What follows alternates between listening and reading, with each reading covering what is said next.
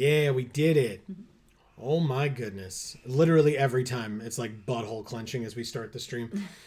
Because I'm like, did I do it right? I'm sure I did it right? I've done this before. And then sometimes it's not right. But, you know, we're here. We're ready. Happy Friday, everybody. Welcome to the stream. Let's let this intro play. We should put our headphones on now that I mentioned. Oh, God. Well, if I have the speakers on, then I guess we don't have to. But that messes with the audio a lot. Yep. Sorry, guys. It should be fine. Oh, mine's really quiet. Maybe I did that on purpose so I can still hear you. Or it could be the computer's just really quiet. I'm not really going to be able to do much about that, unfortunately, but... Okay. That's fine. We've heard this all before. Yeah. Okay. Oh, previously on our quest, we switched out Paris and Beedrill in Box 1. We departed from Silph Co and made our way to the next destination. Here in Silph Co, we obtained the key card, thank God. Or the card key, I should say. And we departed from Silph Co and made our way to the next destination. And then saved here, inside of Silph Co. We can take a look at our team while, Amy, you continue to do what you were doing. Okay.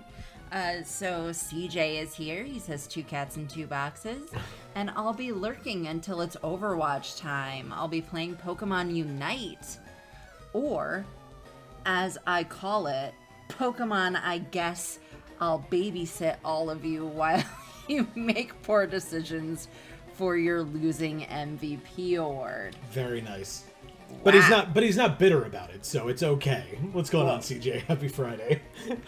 He also says, peace sign, dab, and cat in a box. But that's 2. To Erica, who says, hi everybody, sparkling heart. And then she says, it's been a rough few days. Happy y'all are here. We're happy you're here too, We're happy Erica. you're here. Thanks for being here. Yeah, and Habgongen is here as well and says, the time has come, the time is now. Don't forget to check the plants. That's right. I will not, but thank you for very items, much. I assume. Yes, exactly. All right, so just to remind myself, Gluttony is level 33. Okay. So on par with Simpsons and Thanos. And we are working on Big Casper, Carpe Diem, and Sylvester, if we can, to get them on par as well.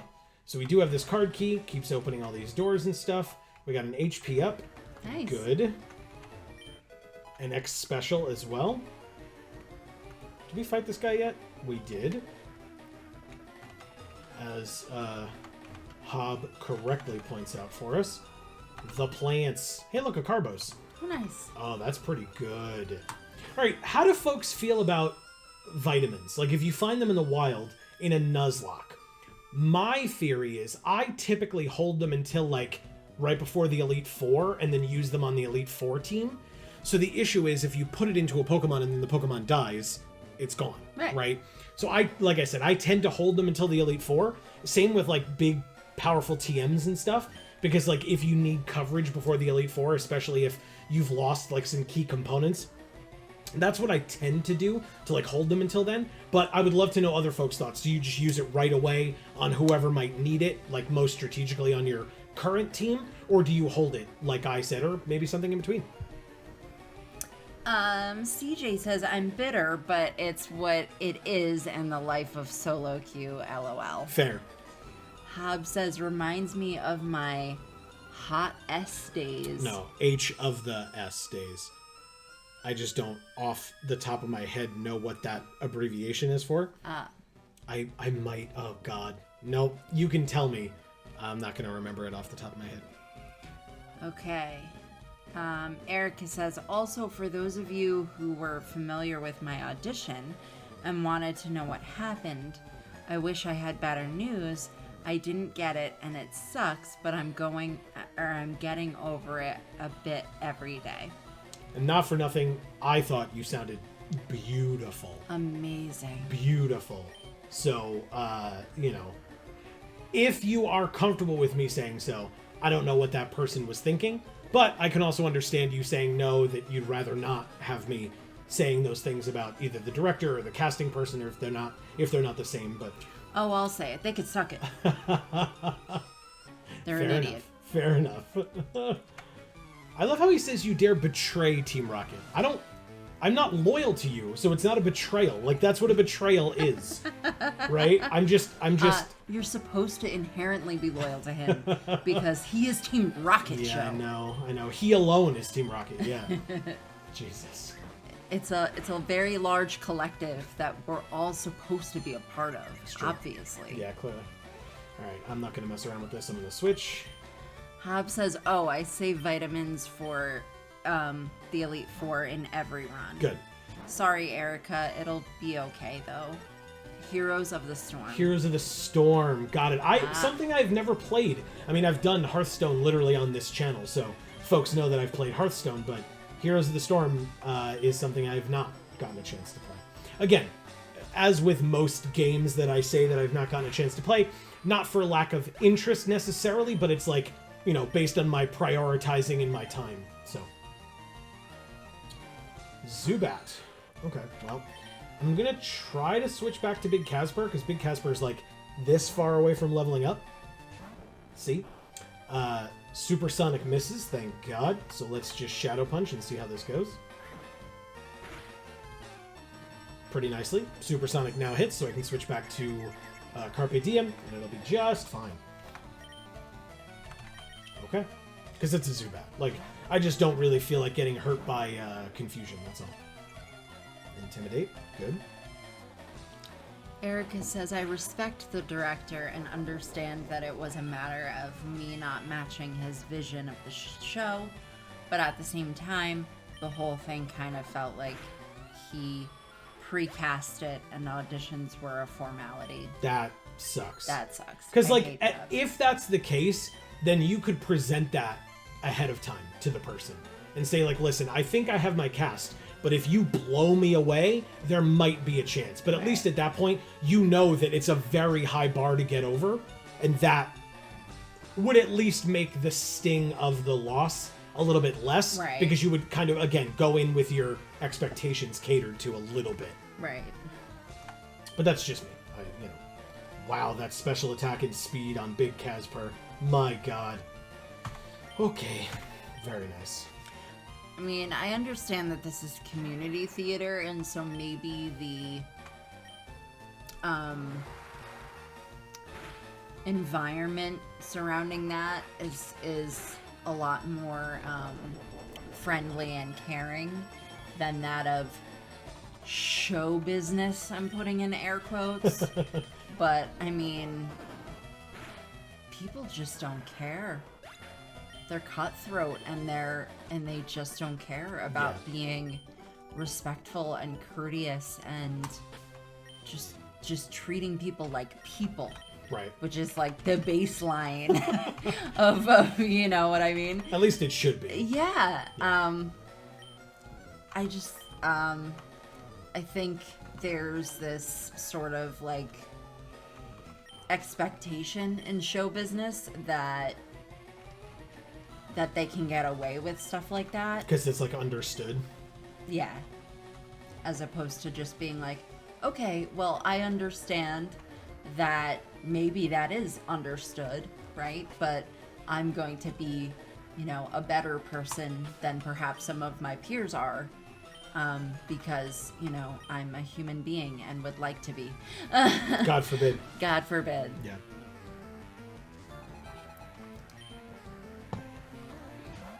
Ah, a ground type. Interesting. So Surf might actually be a better choice here, despite the fact that, like, Strength has been really messing people up, but we'll see. Oh, that's a crit, too. Okay. Oh, sorry. No, please. That was cool. You're a one-hit wonder. Let's see if the crit mattered as I try a Surf on this Cubone as well.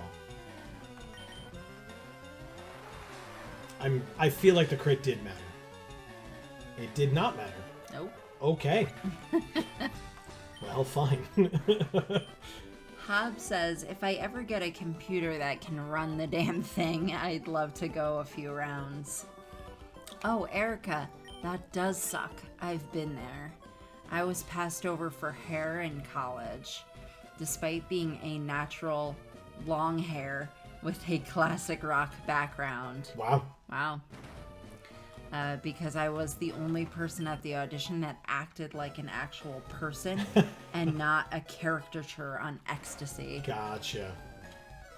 Also, I realized that I have been misspelling your name, Erica. I apologize profusely. Yeah, that first I is a little sneaky, but I was glad that I was able to pick up on it enough to not do so, but there you go.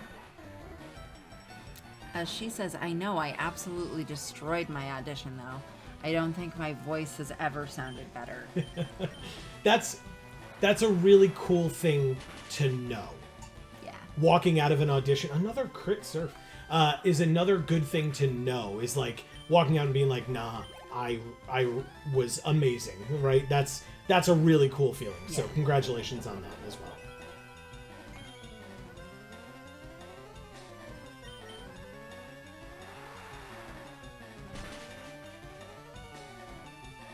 Hell yeah. Alright, I think Carpe Diem levels up here. Holy crap, yeah, definitely.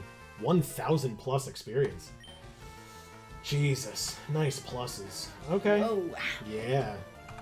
What a badass. It's really good, Carpe Diem. Really, really good. Okay. Whoops. Alright. Nope, not strength. God damn it.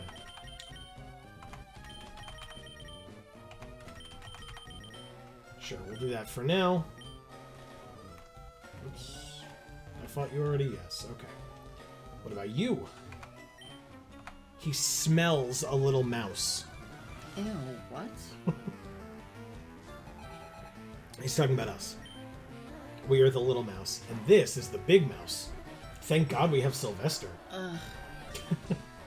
Why do we smell? She says Carpe Diem is going on a surfing safari. Holy moly. That's right. Carpe Diem's doing great with the surfs on all these ground types.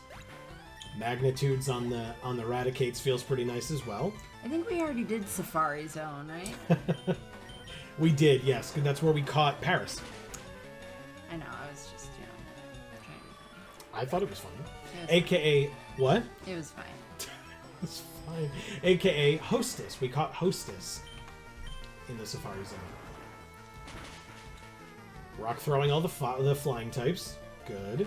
Astonish. Okay.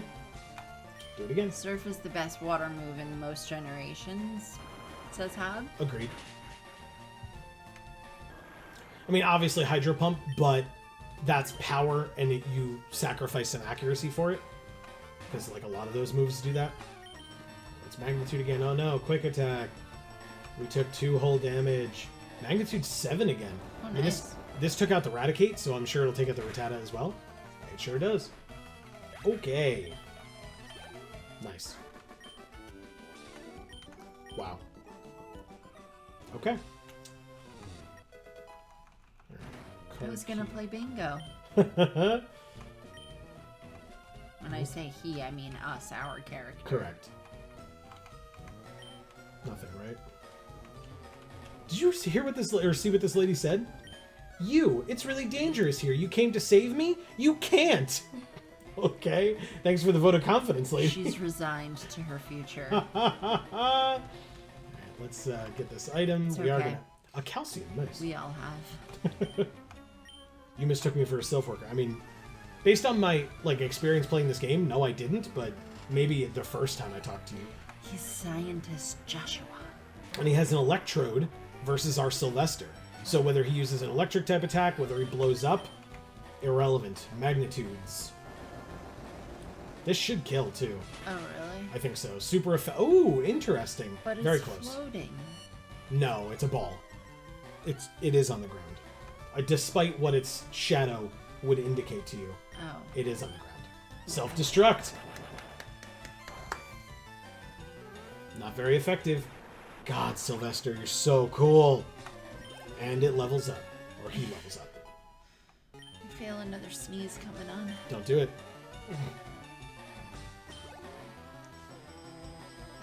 Okay. Sure. Magnitude would be fine on you, Muck. Erica says, but yeah, now that Assassins is out of the picture, I'm looking at a couple straight plays later in the season and the Rock of Ages in the summer. Nice. That sounds awesome. Yeah. Okay, we're good here. Oh, right, we can switch Sylvester. Yeah, he's doing pretty good. We'll have Simpsons up top. There's a lot of poison types around here. Alright, we fought everybody on this floor. Yes, we did. So, to the next one. What do you have? That's as far as we'll go, apparently. No, it's not. I know. Hob says, I'd rather have the reliability of accuracy and higher PP than the slightly extra power boosts. Agreed. 9 times out of 10. Agreed. Alright, so instead of keeping Simpsons in, I guess we'll go to Sylvester. If I have to use an item, I will. But...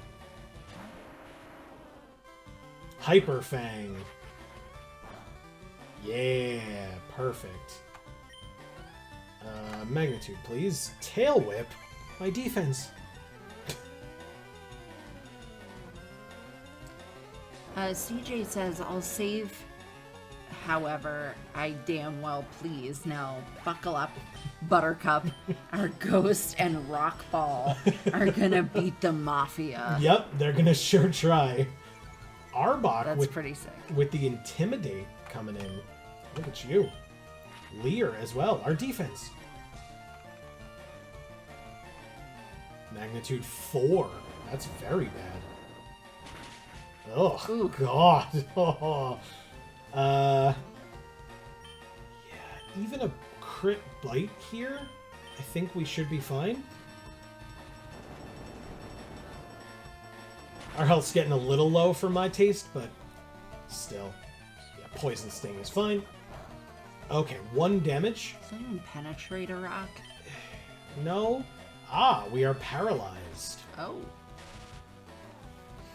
But we are not fully paralyzed. And of course, you magnitude 9 when it has like 2 health left. Couldn't have magnitude 4 this time? What did you say? I'm sorry. Stupid. It is a little stupid, yeah. Okay. Golbat. No, it has Bite. Rock Throw. Astonish. We did not flinch. Very nice. Rock Throw almost kills. Ooh. Supersonic misses, thank God. Nice. And we are not fully paralyzed, so we kill it with a Rock Throw. And Rock Throw actually hit both times. I know. Let's not Somehow. remind it. Level 34, Sylvester. Very Sick. nice. Right? Plus 3 defense, of course. 96 defense on Nice. Sylvester. Yeah, pretty good. And finally, Coughing. It's so cute. Alright, so now I can switch back to Simpsons, and you can go back to reading if you want. I want to tickle his tummy. He's all tummy. That's all he is. And mouth. Yeah. Oh, well, we're poisoned, but we should still be okay to get off this, God, so many things just happened. Alright. Confusion. Hob says, I would have liked Rock of Ages more if it had been just about the club and Tom Cruise and the breeding pair never appeared. Alright, are we good here? I never Let's saw it. go to the bag. We want a full heal on our poisoned Simpsons. Good.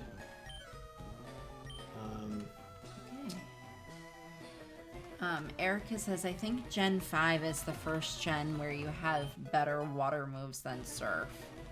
Sylvester was faster than that snake. ... Interesting. It's probably a lower level Arbok, I guess. Or Yeah. because it was a lower level Arbok. Alright. Is it this one that I'm thinking of? I feel like... No. Is it this one that I'm thinking of? No? Oh, did it just take me literally... just go... They're just next to each other. You're just playing games. Yeah, I guess. That's funny. Alright, I'll check if it's this one in a second. I'm causing them problems, Amy. Good, that was my goal. Okay. Is that the meme with Donald Glover? Just like, you're causing us problems. Good. Just like...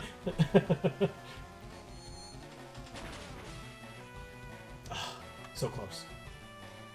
Screech. Yikes. I'll have to be aware of that. It's trying to be so scary. It's just screeching. Boo! Alright, we'll finish it off with a pound. Good experience. Electrode. Oh god. Oh no. Alright, Gluttony. Stay in here. Actually, you know what? No, I can't go to Carpe Diem. It's an electric type. Yeah, I'll go to Gluttony long enough to heal up Sylvester, and then I'll put in Sylvester. But if it blows up in that time, we'll be fine. Yeah, see, if I'd gone to Carpe Diem there, would have been very bad. Okay. Okay, let's go to the bag. Nope. This was the right pocket. Erica says, I think I will cause problems on purpose. In quotes. Exactly. Alright, Sonic Boom down to 79. But then we heal up with our leftovers. And then we can switch back to Sylvester. Leftovers are good. It's a very... You mean the food or the item in Pokemon? The food. The food. Hub says, oh, by the way, I don't want to just take over stream and launch into my own stuff, but I'm okay to share this movie stuff from the last time whenever you guys are interested. That is right. You remember? Oh, yeah. So, yeah, Yes. I mean, I'm down.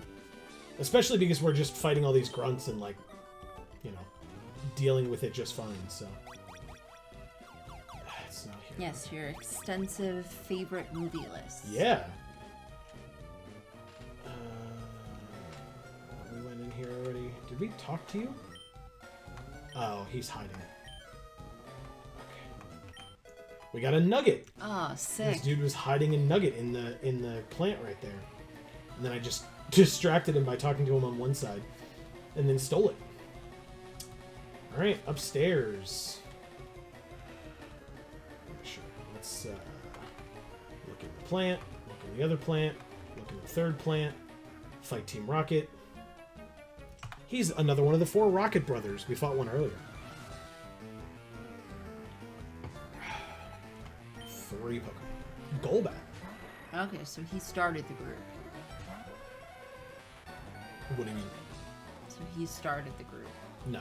Like, are they gonna kick him out of the band because he started the group and his name is on the group, and like they're just like, we're kicking you out of the band, and he's gonna be like, you can't kick me out of the band, I created this group. I am this band. Yeah. Just seems like what would happen here. Oh no. Confusion. Wing attack. Hab says, do y'all want down from 20 to 1 or up from 1 to 20? I would say 20 to 1 would probably make the most sense to me. Yeah. And then Erica says, speaking of movies, R.I.P. Paul Sorvino. Sad face. Oh yes, I did see that. Yeah, I didn't. Did not. I mean, I saw some things with him in them. I was not. I guess we'll talk about it. He was. I have not seen many of the whatchamacallit, like mobster movies from, you know, like famous mobster movies.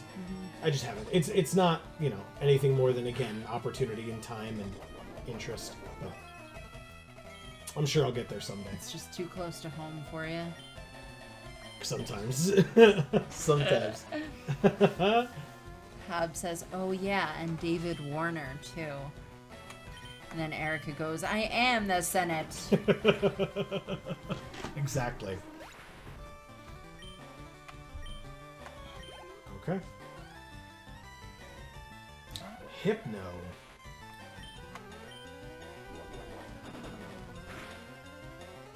Strength, much better than Bite. even against a psychic type. Crit on the confusion. Thank God for leftovers.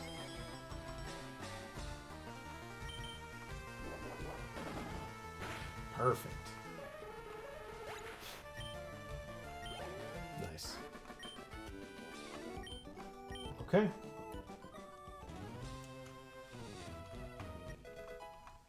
Now, is this what I think it is? Oh, thank God.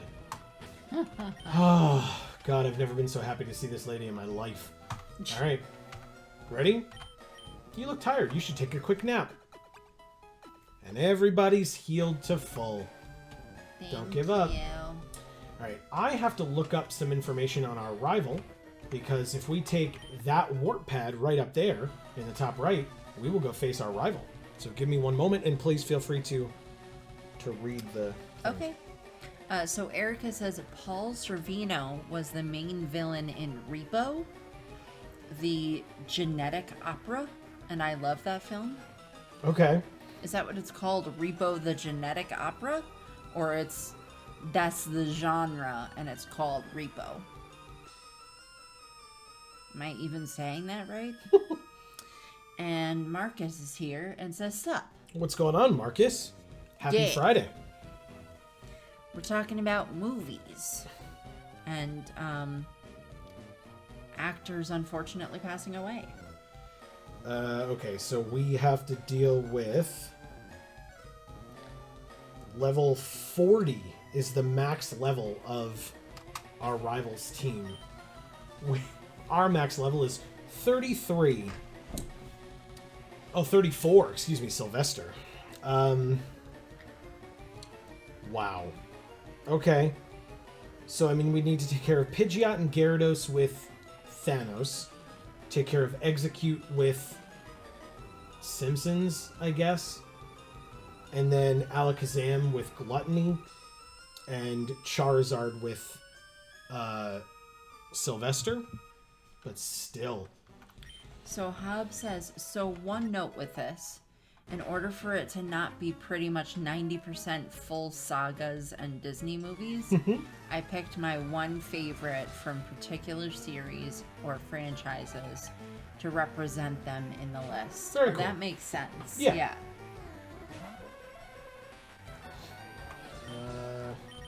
Sure, let's try this. Hob is suggesting putting Casper against Execute. Oh, okay. Casper makes sense too, sure. Drowsy's down immediately, and Simpsons levels up to 34. Nice. Hell yeah. Ooh, good pluses.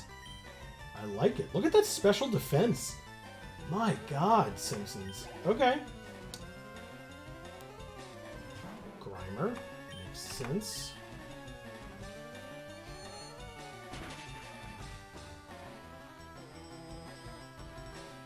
Disable misses.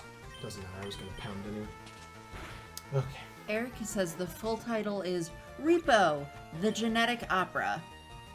It's a mature movie musical about a dystopian future where people can get replacement organs on payment plans, but if they miss a payment, a repo man comes. To take the organs back? To repossess their organs? That's so funny. Oh. To repossess the organ brutally. Yes. Wow, that is fucked up. That's hilarious. That is seriously fucked up. Actually, yeah, I want to go like this. Hob says 20 is Alien, the 1979 Alien. Ooh, okay. 19 is The Fly, 1986. Cool. I like that one. I never saw Alien. 18 is Scott Pilgrim vs. the World from 2010. Good choice. It's a good movie. I do enjoy that film. Right. 17 is Teenage Mutant Ninja Turtles from 1990. Ooh, okay. Which I don't believe I have ever seen. It's the live action one with the giant, like, freaky turtle suits. Yeah, I didn't see that. 16 is Dogma from 1999. I concur with that one.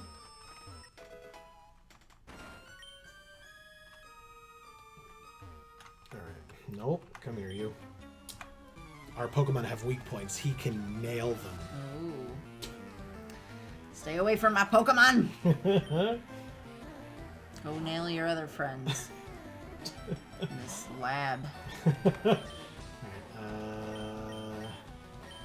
Sure, Gluttony. Why not? Oh, God. Ugh. 15 is Kill Bill Volume 1 from 2003. Okay. I'm not a Kill Bill fan. Never was. I liked it all right. Never was. Let's body slam this thing. Tackle for 4. Body slam for all of it on a crit. Hell yeah.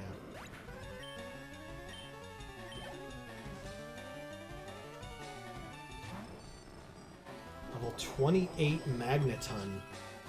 Uh-oh. It's a steel type.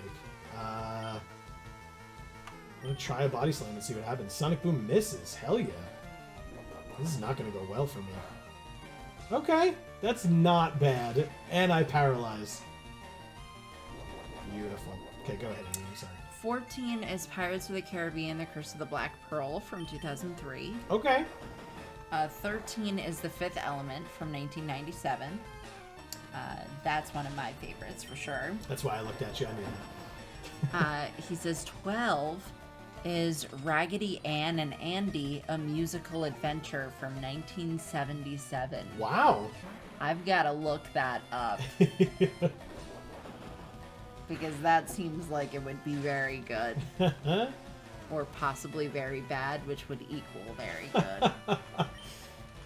Erica says the cast of Repo is so absurdly eclectic.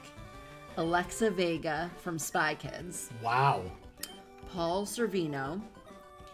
Paris Hilton. Oh, Jesus. Okay. Sarah Brightman, which she put in all caps. The original Christine in Phantom of the Opera. Oh, shit. Wow. Anthony Head, or Heed, of Buffy fame. Okay. So, what is that? Spike or something? I was just From Buffy? I was gonna guess it was Spike, but I'm not sure. Because I don't know who that is. Somebody? Yeah. Hobbs says 11, The Secret of Nim Nim. from 1982. I have not seen that. I'm familiar. 10 is Beauty and the Beast from 1991. That's probably on my list as well. 9, Who Framed Roger Rabbit, 1988. That's a cool one. I did not see it. Oh God, so cool. What an iconic movie, especially for its time. The older I get, the more I realize that movies that are iconic are movies I have not seen or seen very little of. Sure. And the movies that I've watched and liked in my life were frequently movies that nobody else watched. Sure. So, there's that. 8 is Gremlins from 1984. Nice. Um, I just saw that movie for the first time last year. Erica says Anthony Head, pronounced like the body part, played Giles in Buffy. Okay. Giles? I don't even remember who the hell that was. Oh, maybe I do. Okay. Hobgungan says 7, Jurassic Park, 1993. Of course. Very good. It was fine. Really? Yeah. Again, I think the advances in animatronics that were used in that movie, incredible. And I mean, awakening so many young kids' loves of dinosaurs, or at least reinvigorating it. Whoa, that was a lot from Sludge coughing. Uncool. Sorry, go on. I guess I didn't like it because my love of dinosaurs really came from much more of a paleontology kind of place. Sure.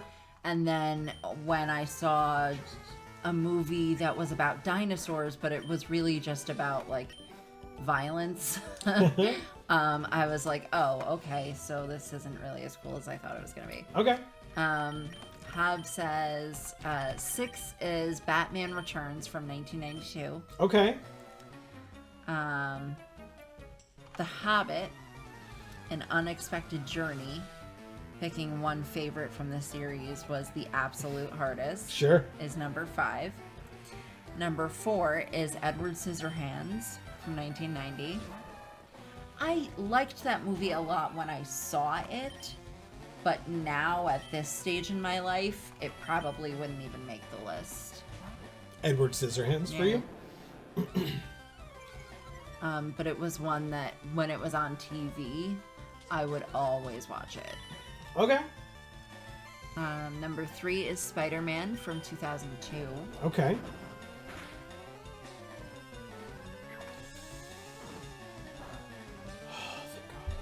Okay. I always get scared with fighting types because, like, for some reason, whether I think it's like revenge that I'm thinking of, that's like a very strong, powerful attack that I'm like always worried about in Nuzlocke. Seismic toss is fine. 2 is Tim Burton's The Nightmare Before Christmas from 1993. That's probably on my list, or if it's not on my list, it's probably like just after where the list ends, you know. I love the music from that film. Yeah, of course. It's incredible.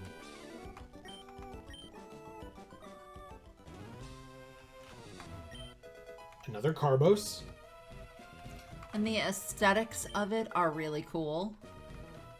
But for me, nice. Ultra Ball. Good stuff. I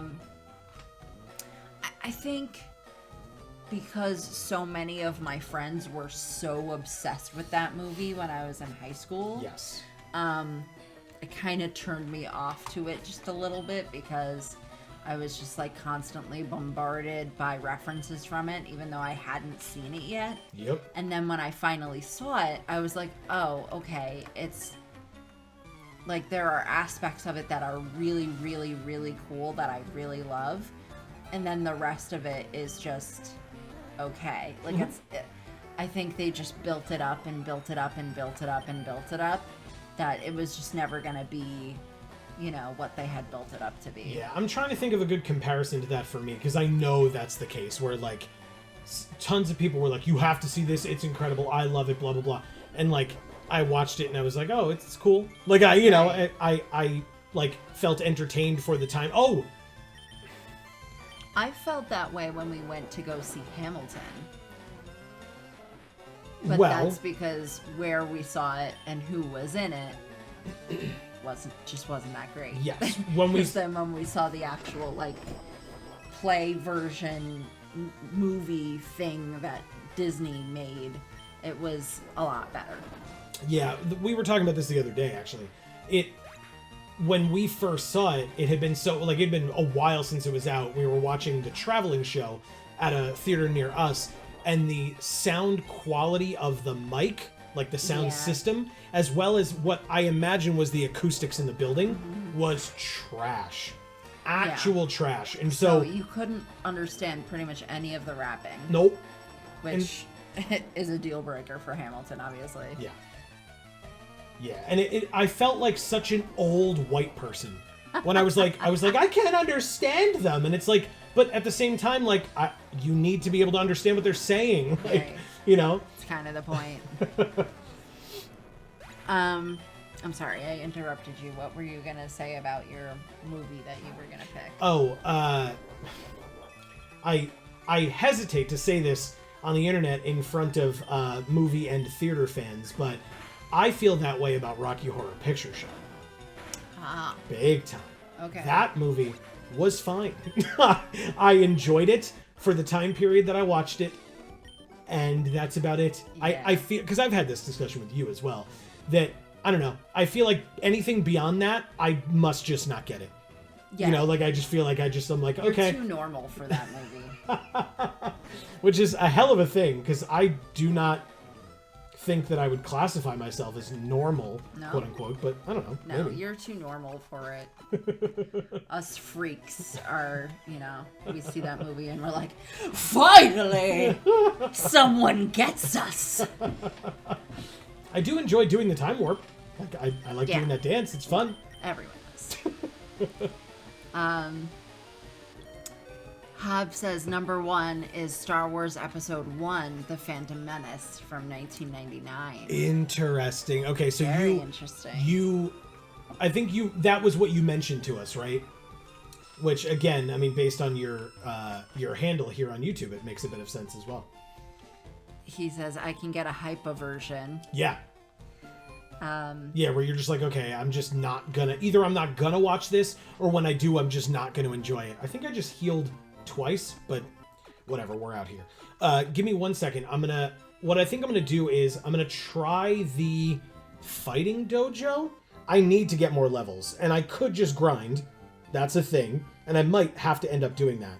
But let me just double check the levels in the Fighting Dojo before we go there, so that I know. Erica says, now Hob has me wanting to list my favorite movies. Please do. I would love to see that. Right?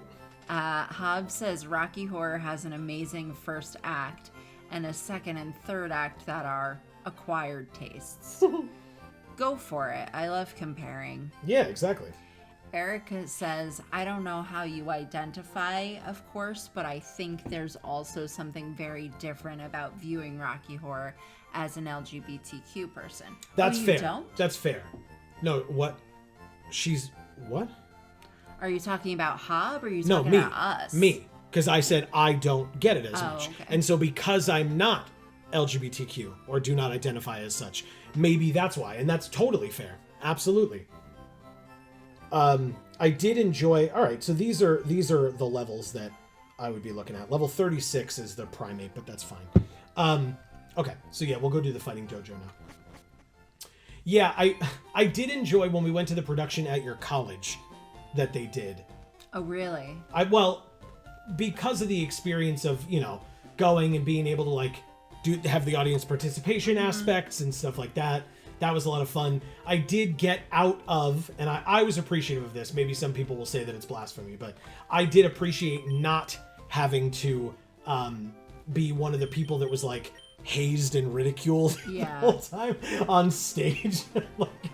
That's why I was like, no, we've seen it. Let's get out of here. Yeah.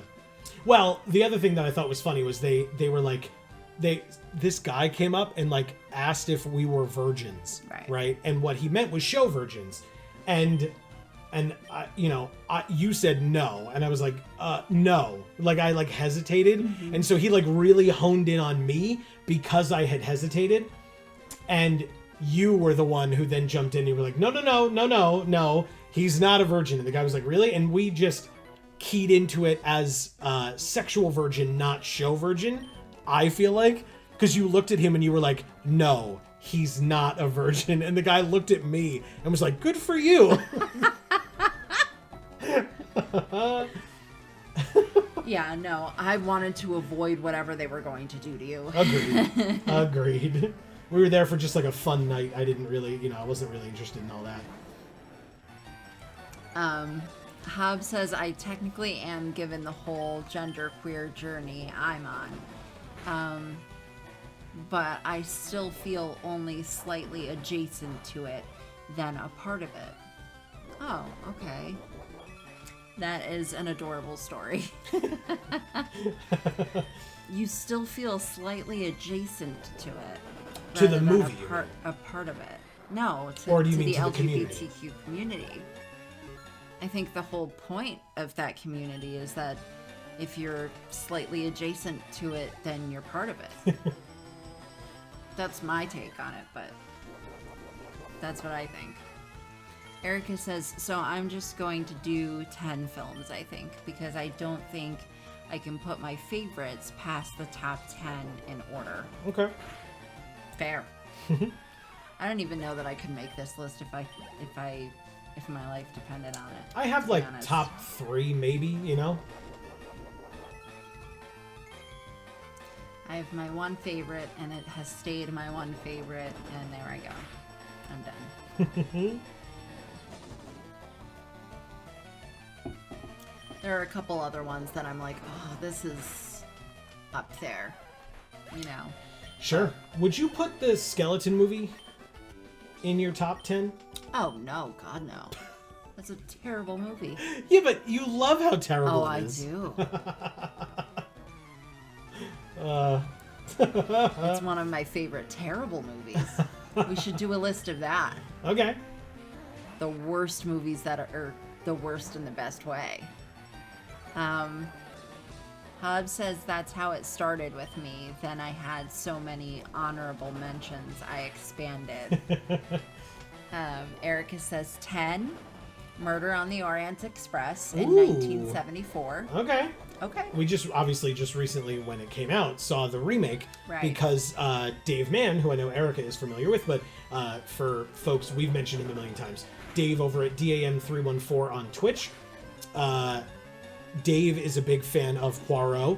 You are a big fan of Poirot stuff. I mean, I'm not a big fan. I was familiar enough with it because my mom was a big fan. Okay. So Dave is a big fan, and we enjoyed it enough that became a thing that the three of us have partaken in recently. Yeah. 9 is Nightmare Before Christmas from 1993. Nice. Hobb says, I still need to see the new ones. Okay, that's what we were just talking about, yeah. Mm-hmm. Yeah, we enjoyed Murder on the Orient Express. We liked Death on the Nile as well, that we more recently saw. Foresight is irrelevant.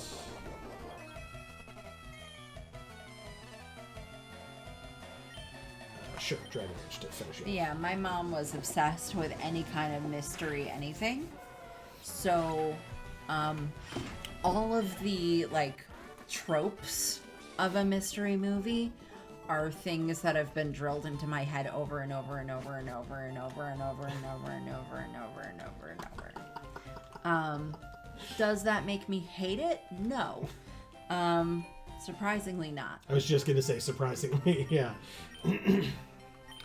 Hob says, Hopkey is here. Hey, and welcome. Says, hello, I'm late again, but Nightmare Before Christmas, yes.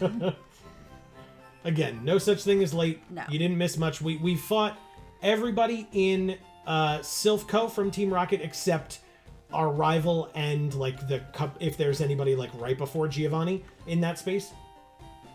But then we took a break to do Fighting Dojo because we need to get some more levels before we can do that. So here we are. Anyway, go on, Amy. Oh, no, that's fine. Erica says number 8 is Disney's Sleeping Beauty from 1959. That's probably one of my favorites as well. I thought you preferred the live action Cinderella. That one live action Cinderella. Which was also from the 50s, I believe. Of all the many multitude of Cinderella, like live action, cartoon, whatever. There have been a ton of versions of Cinderella through the years. Yeah. Erica says number 7 is 6 by Sondheim from 2013. Okay.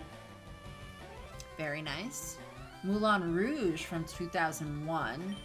I loved that movie when it came out. I was obsessed. Me too. And we actually have it on DVD. Not that we've ever watched it, but we do have it. I didn't even remember that, so there you go. And yes, we do have ways of playing DVDs. You've seen us play PlayStation 2 games, so we have a DVD player in that way, at least. Yeah. That was another one that I really liked, the soundtrack. Yeah, of course, yeah. And the cinematography in that was fun as well. The aesthetics of everything made sense for it to be Moulin Rouge, while at the same time it found a way to be modern, and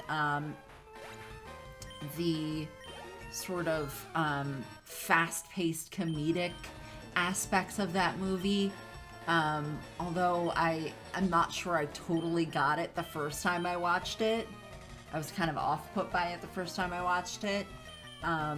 It really gave it its own, like, style and way of being separate from everything else that has ever been Moulin Rouge, because, again, a lot of things have been Moulin Rouge themed in the past, so it was good to, like, create a differentiation there. I did get rid of Bite on Carpe Diem, even against things that Bite would be super effective against. It's doing nothing. And I got Twister, which is a dragon type attack, and we might need that, so I chose that instead. So there you go. Of course, that movie created differentiation with the music as well, by taking pop songs and incorporating them into something that wouldn't normally lend itself to that. Number 5 is Steel Magnolias from 1989. Okay. I always mix that up with fried green tomatoes or something. Is that the one with Julia Roberts, Steel Magnolias? Because if it is, I saw that movie and I didn't care for it. Hub says, oh, I saw Moulin Rouge at the perfect time in my life, in the perfect circumstances for it to make me sob like a baby, even if parts of it age poorly for me. Okay. I actually think the animated Cinderella is stronger and more compelling than pop culture seems to remember, both the character and the film. Okay. Very cool. Hurt and Confusion, that's a solid. I like that take. I'm like so paranoid that they gave these fighting types something to hit ghosts with, besides like using Foresight first, which would very obviously clue me into the fact that it's going to be able to hit me. But it might not matter. It doesn't matter. Nice. All right, Big Casper. Yeah, look at that experience. Come on. Amazing. Alright, so the issue is I can use Big Casper against Hitmonlee, but not Hitmonchan. And same with Carpe Diem. Oh boy. I do have Simpsons, who has very high special defense. So, I think just to clean up the PowerPoints and stuff, I'm gonna go back to the center. Erica says number 4 is Corpse Bride from 2005. Nice. Which I feel like I knew was coming on this list. Yes, fair. 3 is Clue from 1985. That is absolutely on my list. Incredible movie. Yeah. And Hobbs says Clue! It's so good. It's so good. It's so good. Erica says 2. Sweeney Todd, the Demon Barber of Fleet Street from 1988. Okay. I never saw it, but it's what I would like to see. I saw the Johnny Depp version. Yeah, that wasn't good. Erica says number 1. Harry Potter and the Sorcerer's Stone from 2000. Very cool. Wow, okay. All right. Yeah, I don't know. I'm not jiving with these number 1s. Really? No. Interesting. So you mentioned that you were going to talk about yours, so go for it. Yeah, so, well, I have a little bit. You know, I've said some of the ones that would probably be on my list, but right. I also said that if my life depended on it, I couldn't make this list. So, you know. Hobbs says he liked the one with Johnny Depp. I'm pretty sure Stone was 2001. Stone? Sorcerer's Stone. Sorcerer's Stone. Oh. Okay. I can't take one of these fighting types, can I? Okay, well, whatever. I'm still going to fight this guy, but I don't think I can take one of these fighting types. Because I want Lapras, and that would be my Saffron encounter. Ah. But we start with Hitmonlee. Good. Let's confuse you. She says Sweeney Todd was actually 1982. I mistyped. Hopkey says I like the Harry Potter movies but didn't get to read the books yet. I'm Hufflepuff though. Okay. Yeah, Hopkey, I was one of the people who, like, took that quiz to find out which thing. I got a different answer every time I took it, and I kept taking it because I was like, are you sure I'm this? Are you sure I'm this? Are you sure I'm this? I don't think I would fit into any one of the houses of Harry Potter in a sense-making kind of way. Yeah, see, here's the special attacks. Good. Oh, God, yeah. Yes, this is what I want to see. Use that high special defense, Simpsons, you monster. Okay, this might take a little while, but it's worth it. Yeah, okay. So trying for the paralysis, it seems? Maybe? Yeah, because I guess you could go for the burn, but I'm using special attacks, so... Maybe I could go through and tell you which of my personalities would end up in which houses if you wanted me to go there. Okay. We did it, everybody. Nice. That was really tough. Okay. But it's done. And like I said, I cannot take one of his Pokemon, so I am leaving because I want the Lapras, because we need a solid water type for, God forbid, anything happening to Carpe Diem in the future. So. Alright. Jesus. I really have to grind more, I think. Yeah, I mean... Our rival's Ace is level 40, and I think Alakazam's like 38.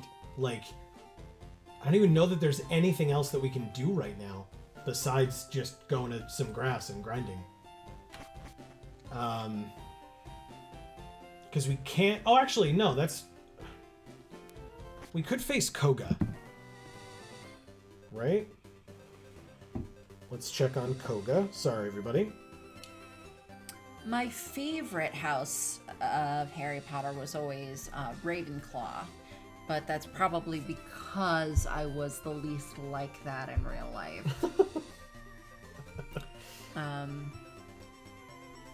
Because I think in certain situations, Hufflepuff would make sense for me, and I think in certain situations, Gryffindor would make sense for me, and I think in certain situations, Slytherin would make sense for me. But I don't see myself in Ravenclaw, despite it being my favorite. Hob says, but I like Stone. It's somewhere in my 20 to 50 list. Okay. I prefer the books to the movies, which makes the author contracting the brainstorms even sadder. Oh, the brainworms. Sorry. All right, let's go with... Oh, we don't have Fly. God damn it. Silly me. Ray Kersey is here. When people shine, a miracle is born. That shine is the symbol of the warrior who can change the future. Ray has arrived. That's awesome. Hi. Just subbed on YouTube. Thanks for the sub, and welcome to the stream. Nice to have you. Like I said, I really think I've got to just go grind, I guess. That's a little frustrating, but fine, I suppose. What are you gonna do? Exactly. Alright. You have really low-level Pokemon here, right? Like, really low level? Ugh, 18? Gross. Oh, and I can't even do anything to you. No, and I could have Bite, so... I even have to switch against this thing. Alright, fine. So Hob says, so I have to go back and talk about Raggedy Ann. Okay. Don't give stuff away, though, if you can avoid it, because I'm going to look it up and try to watch it. Hob says, this thing is directed by Richard Williams, who was the animation director on Roger Rabbit, among many other things. Okay. With songs by Joe Raposo of Sesame Street. Nice. That's really cool. That is cool. Do you have Fly? Right, Kersey says, a pleasure to be here. I do have Fly. Ray, I'm just going to call you Ray. Is that okay? And what are your pronouns? Erica says, honestly, my favorite movie tends to be whichever one is currently giving me an excuse to inhale a bowl of popcorn. Nice. That's awesome. Fair enough. Yeah. Hobbs says it's like Toy Story nearly 20 years before Toy Story. Okay. And it has ridiculously intricate animation. Okay. Nice. Alright, so I can't surf until I beat Koga. I guess I could fight these guys. Who do I want to use? I mean, they are water trainers. Let's go with Thanos. Got there. Okay. He says it's also a giant acid trip and didn't make a ton of money. Sounds like that movie that we watched, the Mark Twain movie. Oh, the Mark God. Twain claymation movie. No. Holy shit. Don't. That was such a trip. What a trip that movie was. I couldn't even get through it. No, we watched only half of it, and I still feel like I aged 10 years afterwards. Yeah. Oh my god. It's like I'll never come up with the good idea to just pick a movie again. Nope. Oh yeah, that's because that was that we watched that movie because Amy was like, I feel like watching something claymation. Let's watch something claymation, and I looked it up, and we watched the trailer, and from the trailer we were like, hell yeah, let's check it out. And I was like, this seems so interesting. And then we watched the movie, and we were like, oh, God. interesting was definitely a word for it, yes. That's a word that you could use to describe that movie. You could. I wouldn't, but you could. Oh my god. So crazy. Hopkey says, LOL, I can relate to the popcorn quote. Can't we all? Yeah. Hob says it's almost lost media at this point because nobody will release it on DVD, so the only way to see it is occasionally someone will post an amateur HD remaster on YouTube. Gotcha. Wow. Until it gets taken down or whatever. Okay, God, now I I hate really that. gotta look it up. Gotta get a good HD version. Erica says, oh my god, speaking of trips, I saw a cooking video recently that made me lose my entire mind. Okay. Tell me about it. Yeah, please.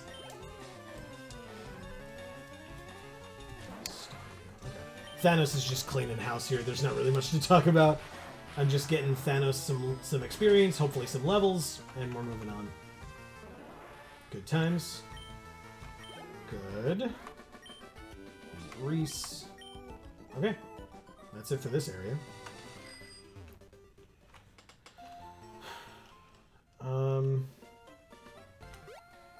Thanos. Are there flyers in here? Or, first of all, did we fight all of you already? We did. Okay, good. Yes. Good. And you too? Oh, well. Now we'll never know. Hey, it's a fair. There's a flyer in here. Good. Go Thanos. Oh no, but it might be faster than us. No, it's 9 levels lower and we have 107 speed. So, yeah, no, there's no chance. Oh my god. That was funny, though. Thanks. Thanks, I appreciate it. Erica... Oh, okay, I already read that. So I'm gonna go get some water, because my head hurts. Go for it. I am. We can talk about my favorite movies while we wait. Okay. Because Amy knows of most of these already. For me, I don't like, I could tell you my top 5, but like it wouldn't be number 5, number 4, number 3. It would just be like, you know, at any given time, these are up there as like my top favorite movies. I love Remember the Titans. Love it. Such a good movie. Probably one of my biggest regrets in life, to bring it down for just a moment, one of my biggest regrets in life is when I was in college, there was an event that they had scheduled. I saw a sign up for it in the dining hall as I was walking through. And you could the Coach Boone, I believe his name was, the actual Coach Boone, who the movie was based on, who Denzel played, the actual Coach Boone was going to be at my college giving like a talk or something. What? I thought I told you this, yeah. No. Yeah, there was a sign up that he was going to be there. It was like, he would do a talk and then there would be like a Q&A afterwards. And I made a mental note of it, and then the next time I saw that sign, it was like the day after the event had happened, and I completely missed it. And it's one of my favorite movies. I love that movie so much. So yeah, that is, like I said, one of the biggest regrets is that I didn't get a chance to like meet the guy and I don't even know what I would have asked him, but at least just to have listened to his talk and or heard what other people would have asked him as well. Right. That would have been really cool. Yeah. But that's one of them. Feel free to read other things while I, and I can talk more about it in later on. Okay, so Erica says, so this is the cooking video. So it starts with this woman. You only hear her voice and see her hands prepping stuff. Using a metal ice cream scoop to hollow out a whole 5-pound block of cheddar cheese. Okay. Is this going to be one of those, like, put pasta in it and mix it together so that the pasta, like, melts the inside of the cheese wheel kind of a thing? And then it's, like, pasta with cheese, like, cooked onto the pasta or whatever? Because that's always been a little bit weird for me. That sounds amazing. It's pretty cool. I feel like it's, like, very odd, though. But I've seen it, like, YouTube videos or whatever, like, online videos of it. Uh-oh, gotta I switch feel like audience. if I attempted to make that, it would not incorporate the cheese very well, and it would just like the consistency of it just wouldn't hold up. Hobbs says, "Oh man, that story reminds me of the time I missed out on meeting Leonard Nimoy. Wow. Because it was not properly communicated with me that I was given the opportunity to meet Leonard Nimoy. That sucks. Just see a show. That sucks. Yeah, that really sucks. I didn't go because it was about Kristallnacht. Yeah. And, like, I wasn't in the mood for that heaviness. Okay. Erica says, so she then takes this hollowed out block of cheese and just sets it in a skillet and turns it on. Okay. How do you fit a block that big in a skillet? Well, it's hollowed out, so it makes more space, right? No, that's not how it works at all.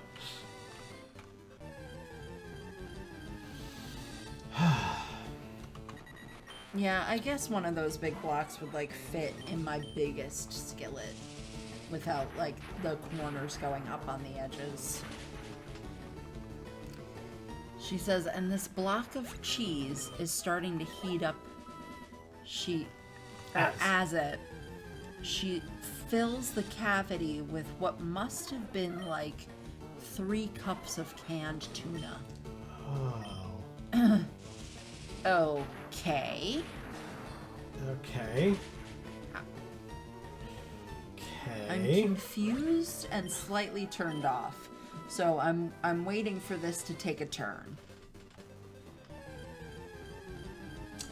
After you're done explaining the video to us, I'm genuinely curious how you came upon such a video. Like, what were you looking for when you came upon this video? Or was it like one of those, like, oh, this video's insane, everybody's got to watch it because it's insane?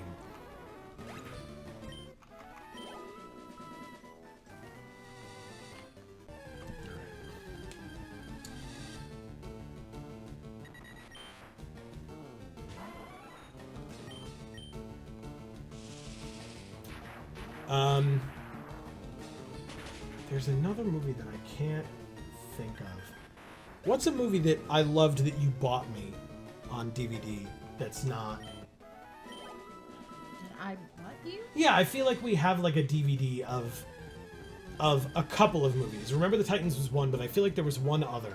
I didn't buy you Remember the Titans. I thought you did. No. Okay.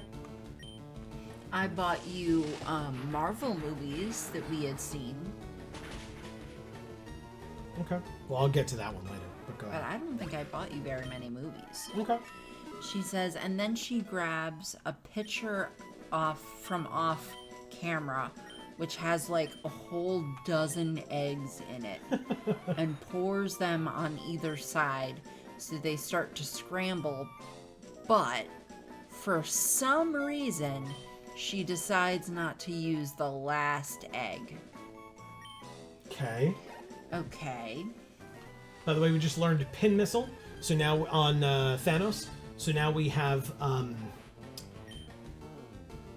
bug type coverage if we really need it. Oh, nice.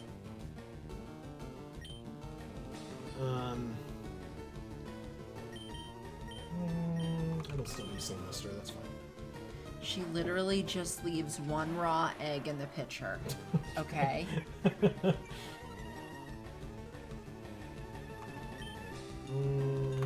Sure, magnitude.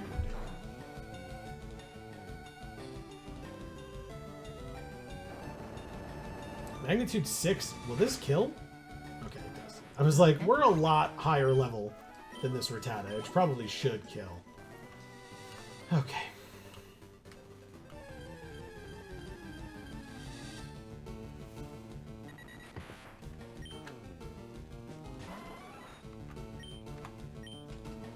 Okay.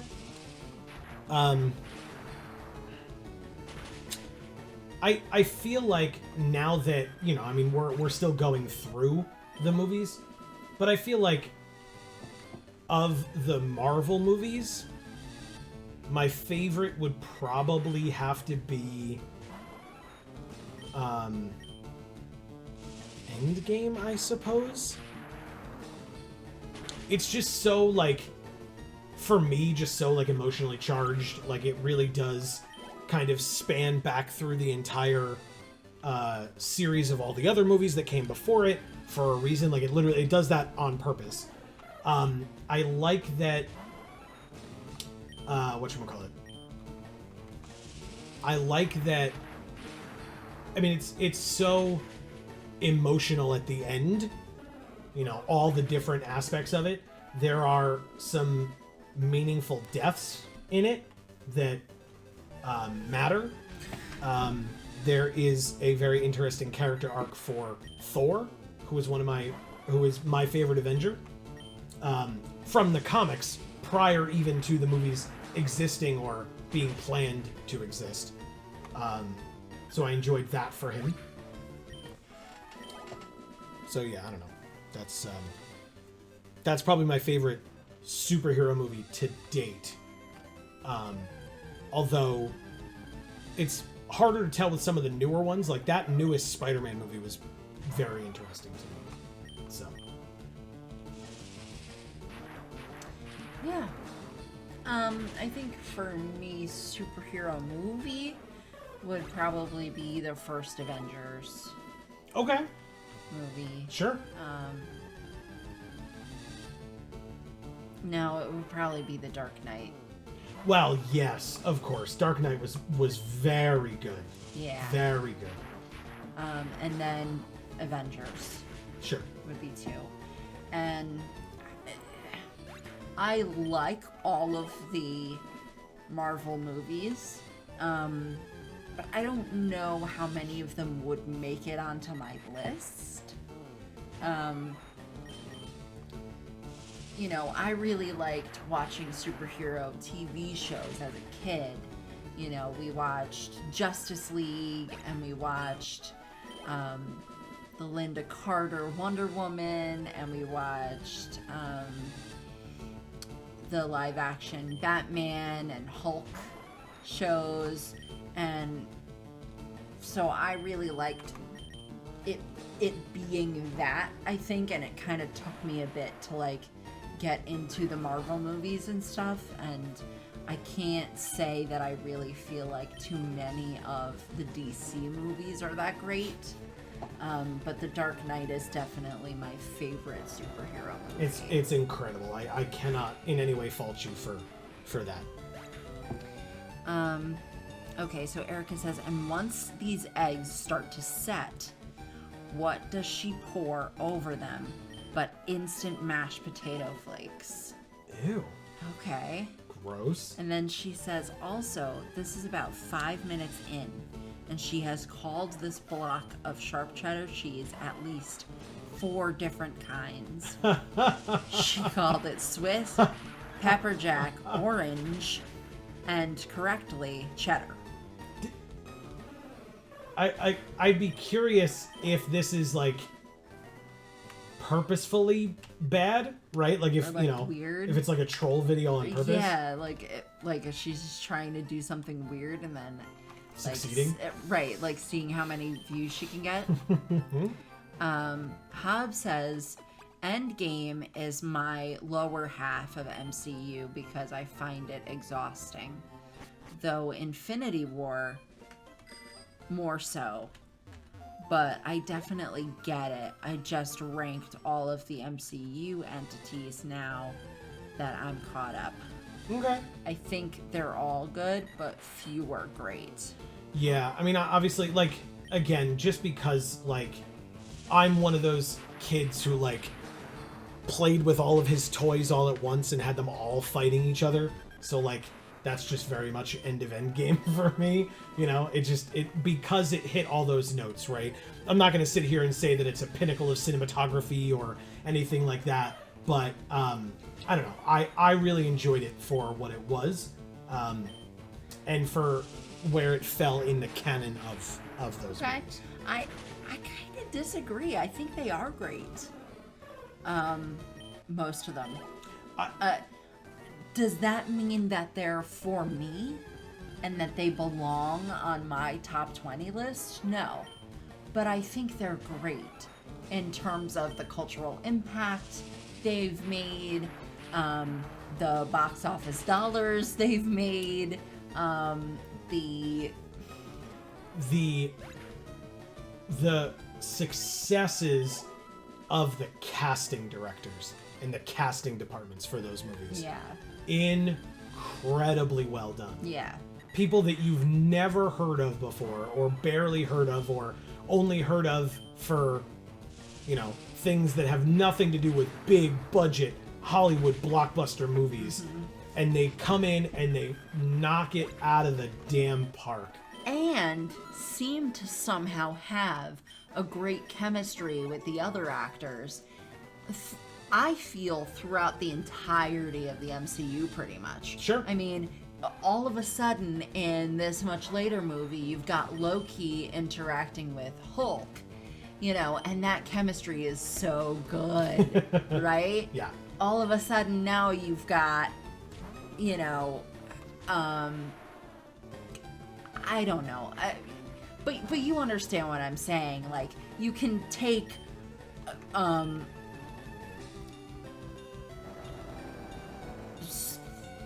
you can take any one of those characters and throw it next to any one of the other characters and be like, oh, okay, they have a good chemistry, despite the fact that, like, this is the first movie that they're ever actually in together. You know? Sure. Like, all of a sudden, Scarlett Johansson and Paul Rudd are, like, have this, like, perfect banter back and forth. And you're like, have you two even ever met before today? You know what I mean? Like, it just, you know, I think that you're very spot on with that observation. Okay. Is that whoever cast those films super well did an amazing job. Super well done. Hopkey says, I don't watch my superhero movies, so I might as well just say my favorite superhero is Darkwing Duck. I love Darkwing Duck. I was obsessed with that show growing up as well. Sure. That show and Underdog. Yup. Right? That's a little bit before Darkwing Duck, too, I think. Yeah.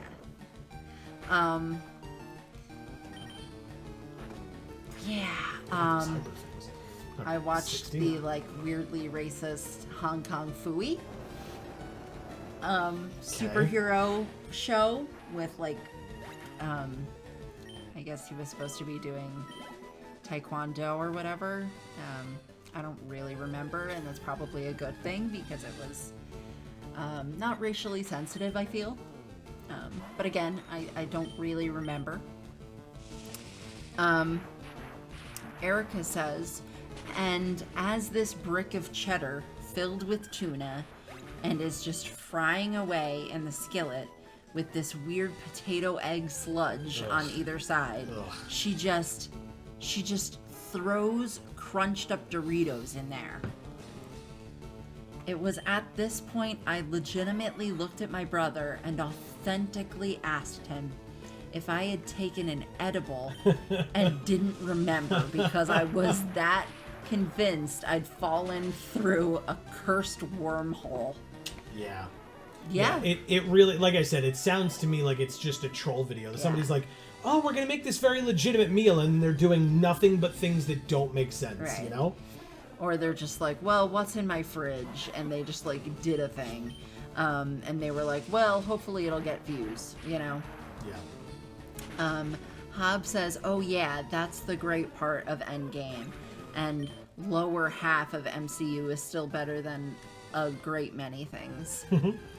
The fact that it's consistently good is something to be said. Yeah, I think once we got to Guardians of the Galaxy, I think most people opened up to the fact that, like, this was a thing. Right. Like, Captain America, people had probably heard of in the ether before the Captain America movie. Maybe even Iron Man, because he had a TV show back in the day. You know, it was one animated show on, like, Fox Kids or whatever, but it still existed, right? Thor is a character that's known not just from comics, right? He's an actual, like, god from mythology. So, like, people understand that name and have recognized it and have heard it before. But once you get into Guardians of the Galaxy and you have, like, Drax and a talking tree and a talking raccoon, like, that's when you get to the point where it's like, why would anybody watch this? Oh, because it's hilarious. Right. And the casting is super good and, like, all these characters are very interesting. Like, yeah. They did a good job. Yes. And you have Glenn Close in the movie, and, like, she's not why anyone goes to see it. Right. Like, That's you know. cool. That's cool. Yeah, that's very cool. Battle is here and says hi. What's up? Erica says Hong Kong Fooey was in fact both #1 super guy and quicker than the human eye. Yes, he was. At least according to the song. Oh my god. That's funny. Alright, Thanos. We're getting you there, buddy. I think 38 might be good enough. I feel like. I just need you to be able to live and attack from a Gyarados. Is that so much to ask? Battle says nice. Hobb says, honestly, the fact that they turned something as niche and esoteric as the freaking Eternals into something compelling is proof positive they can do anything. Sure. I would love to hear what you have to say about the Eternals movie. I really would. I was very excited to see the Eternals movie because I was like, oh, for once, one of these Marvel movies is going to incorporate history into it, and, you know, I'm just going to explode. And then, you know, I was a little bit disappointed with the history that was incorporated because I didn't feel it was as accurate as it should have been. But the fact that they had Ishtar's Gate in there, I could have died. I could have died. You almost did when they, like, without spoiling anything, because it's not anything crazy, but when they, like, hit into it at one point and, like, you see, like, the dust and, like, maybe a little bit of it crumble away. Nope. She was so upset. They, like, did a little bit of damage to it, and Amy's sitting over there like, no, so mad. My heart. Very, very funny. This new Doctor Strange movie, for me, was incredible. Ask Amy, I was, like, clutching her constantly with the different reveals. I was like, oh, this! I loved it. It was nuts. Nuts. Yeah. And I also think, and if you're one of these people, it's fine. I'm not upset with you specifically. I'm upset with folks who were going online and were upset at, like, they were like, well, but this person didn't show up. And why did we get hyped about that? It's like, because you read online forums and then took them as gospel and then swore that that was going to be in the movie, and then when they weren't in the movie, you were mad at the movie creators for something that someone else made up in their mind. Right. Like, because you expected it to be there when someone just got on the internet and said a thing. yeah.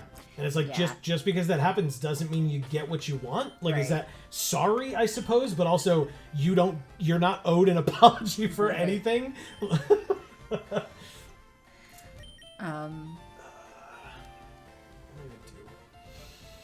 Battle says, I like how he changed in a file box. In a file box. Changed in a file box. I need to, like, decode that. Who? Who changed in a file box, Battle? Was it Darkwing Duck? Oh, maybe. Did Darkwing Duck change in a file box? Box? What's a file box? Okay, Like so a box it's of files? right. It's like the same size as a filing cabinet, but it's a standalone box. So maybe that was Darkwing Duck, because that would make a lot more sense than anybody from Eternals. Darkwing Duck. Let's get dangerous. Erica says, in my late preteens and early teens, I watched a lot of Boomerang. Okay. Samesies. So Penelope, I saw lots of Penelope Pitstop and Dick Dastardly, all the Scooby-Doo variants and spin-offs, Josie and the Pussycats, Speed Buggy. Yeah, that was all me. Yeah. That was anything Hanna-Barbera. I was practically memorizing it. I was not a Hanna-Barbera kid. No, you definitely weren't. I was like I mentioned earlier, I was like Kids WB, Fox Kids, Saturday morning cartoons. That's what I watched. So the stuff that Amy and I have watched recently on Disney Plus, like the 90s Spider-Man cartoon, the 90s X-Men cartoon. Yeah, and that's all stuff that I missed because I was watching Boomerang. Which is why we watched it recently. So Amy could finally catch up on that stuff. Yeah, so, and I was watching, like I said, I watched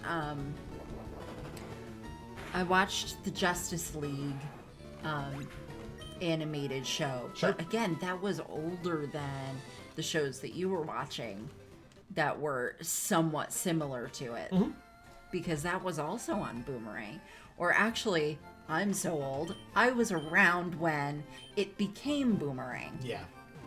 So it was like the older cartoon shows were kind of together and sort of like mixed in, and then they created Boomerang and moved them all over so that it was more like segmented and organized. Hobbs says, I still don't know how much I enjoy Eternals in a I want to watch this over and over again way. It's a bit medium low on the first list, but the filmmaking was spectacular and impressed the F out of me. Half of MOM was absolutely perfect. So MOM was what? Multiverse of Madness, the Doctor Strange. The Doctor Strange. But the arc a certain major character took in the film very much bothered me. And while I rate the movie high, that rating is contingent on said character returning later in a better disposition. Fair. Are you referring to I think Doctor Strange or I was going to say, I Eternals? think... Oh, Doctor Strange. Okay. But, yeah. Erica says, so speaking of 90s X-Men, apparently it's getting remade. Correct. Question mark. They recently showed some of the first images from it, like some of the artwork, etc. Oh. I don't know how I showed you that Oh, you did? recently. It was like last week or 2 weeks ago. Oh. It was at Comic-Con, Oh, so it was well, last okay, week. okay. Yeah. Yeah. It looked fine. I don't know like what they're gonna do with the reboot. I'll watch it if I get the chance. Sure. Hobbs says, entirely unrelated, WandaVision is my favorite MCU entry. Interesting. I liked WandaVision quite a lot as well. I liked it. I didn't dislike it in any capacity, but it would definitely not rank even, like, I don't know. I haven't seen a lot of the series. We've seen of the TV series. We've only seen WandaVision, Falcon and the Winter Soldier, and Loki. And I really loved WandaVision, but now I wouldn't say that at all now that I've seen Loki. Because in my, like, Loki blew my fucking mind right out of my skull. I was not expecting to like Loki. Because I was not one of those, like, Loki fangirls. I was like, you know, whatever. But it wasn't about him. It was about so much more. And I thought what they did with it was just insanely good.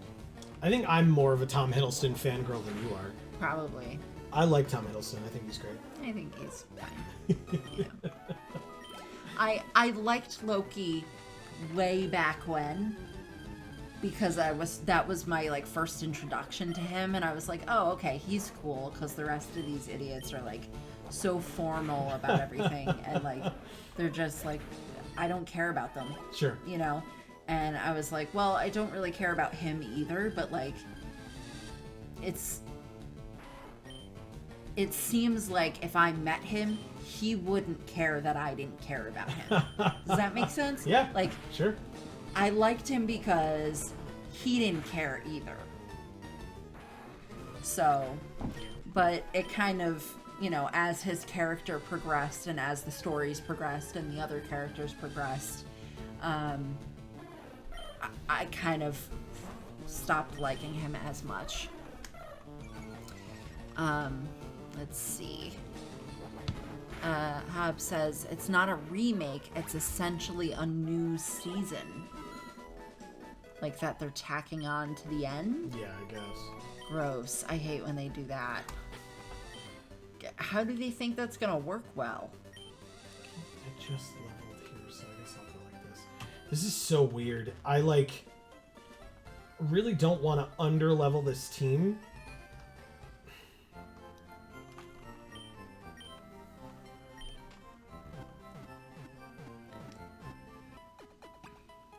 Dave Mann is here. He says, lurking in, heart, much love, friends.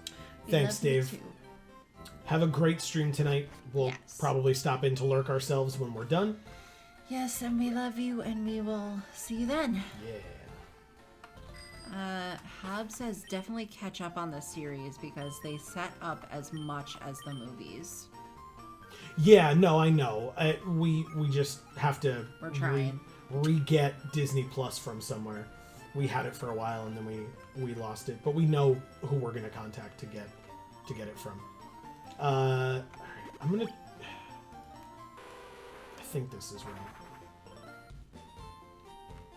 I'm gonna try to up Gluttony's levels a few more, and I think I'm gonna do it with some gym trainers here in Sabrina's gym. Oh, I can't. Right, because we're not done with Team Rocket yet. Awkward. Okay. Guess we'll go back to Fuchsia then, and try in Koga's gym. Gross. Okay. Poison is physical in this gen or special? Because they have some psychics. Like, some of these guys have, like, hypnos and stuff. Hob says, definitely, no, I'm sorry. Erica says, I am very out of my depth talking about Marvel with y'all. Literally, all I know is 90s X-Men. Please don't be disappointed in me. Oh, we can never be disappointed in you, Erica. We love you too much. Right? Everybody else, though, I mean... watch it. No, yeah, I mean, there's no reason or excuse for anybody to be like, you don't like or watch this thing that we're talking about, so how dare you attempt to be a part of a conversation, and two, not know the things. Yeah. It's a little out of line for us to be disappointed in you for something like that. Okay. So yeah, Koga's ace is level 43, by the way. So, a hypno. Okay, they do have high attack stats, Hypnos and Drowsies and etc. But so like a Headbutt, for example, gets to do 22 damage, 44 on a crit, but it also dies to a critical hit Body Slam. That's pretty great. Yeah. 1,342 experience. My God. Okay.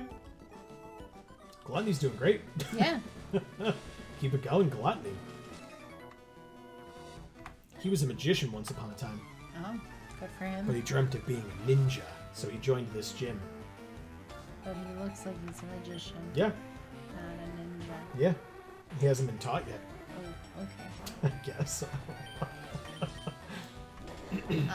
Hob says, Erica, I'm always hesitant to recommend jumping into it because the MCU is daunting on its own. Never mind the pre-MCU and unrelated, for now, Marvel projects. Sure. But if you pace yourself, it's worth it. Yeah, it's like when we got back into campaign 2 of Critical Role. Like, people that want to get into Critical Role, that terrifies me for them. Because they should do it. They should want to do it because it's incredible. Right. But it's such a time investment. Holy crap. And then now that they have their YouTube channel, so like you get to learn more about the players individually through their other videos and stuff. It's so much. It's so much stuff. So I absolutely get that, like, you know, I've seen people be like, all right, I'm diving in, wish me luck. It's like, yeah. Because, you know, I've been watching since, I think, like, a month or 2 months after they started, and it is a lot to keep up with. It is a lot to keep up with. So I never really saw the first campaign of theirs. Joe told me the highlights. Well, you watched and I saw some of the highlights as well. You watched the end of campaign 1 with me. Yes. Which was a hell of But a I only understood the end of campaign 1 because you told me enough of what happened. Correct. But you told me it, which meant that it was far more condensed than the reality of the time investment that it takes to actually sit there and watch it and learn all of those things. So. I used to watch it live, and I'm here on the East Coast, and so it meant that I would be up until like 2 o'clock in the morning. Right. So that guy looked like he was wearing his pants backwards. Did you see that? I kind of, yeah. Okay. I mean, that was a style for a short period of time. Do not recommend. Erica says, it's not that I don't want to get into it or don't like the stuff. It's just a sheer volume thing. Yep. Yeah. Absolutely. Yeah. And you have to, like, have that time and that willingness to invest. Yep. Because if you're not all in, don't do it yet. Yeah. Wait until you are. Yeah. I was able to, through work, because I had some time at the office a couple months ago, and I had access to Disney Plus at the time. I did a full rewatch of phases 1 through 3. I kind of lost track, but whatever. From Iron Man 1 through chronologically, or at least in terms of when they were released, all the way to Endgame. Blake is here, and he says, oh, snap. Arbok looks great in this game. Hey, Mastros. Et al. Yeah, in other words, hey, Mastros and everybody else. Oh, okay. Hope all is well and not 100 degrees. It's not 100, exactly. Did you see me wiping my hair out of my face? Is that why you mentioned it? Because I am very sweaty. Arbok really does look great in this game. Yeah. But yeah. Ugh, paralysis. When you guys write other languages in the chat, I'm sorry. I don't speak other languages. I have a hard enough time with English, so, you know. I'm not telling you not to, but I'm telling you it's not going to go well. That's funny. It's 100 plus in Oregon. Laughing face. Gross. Why?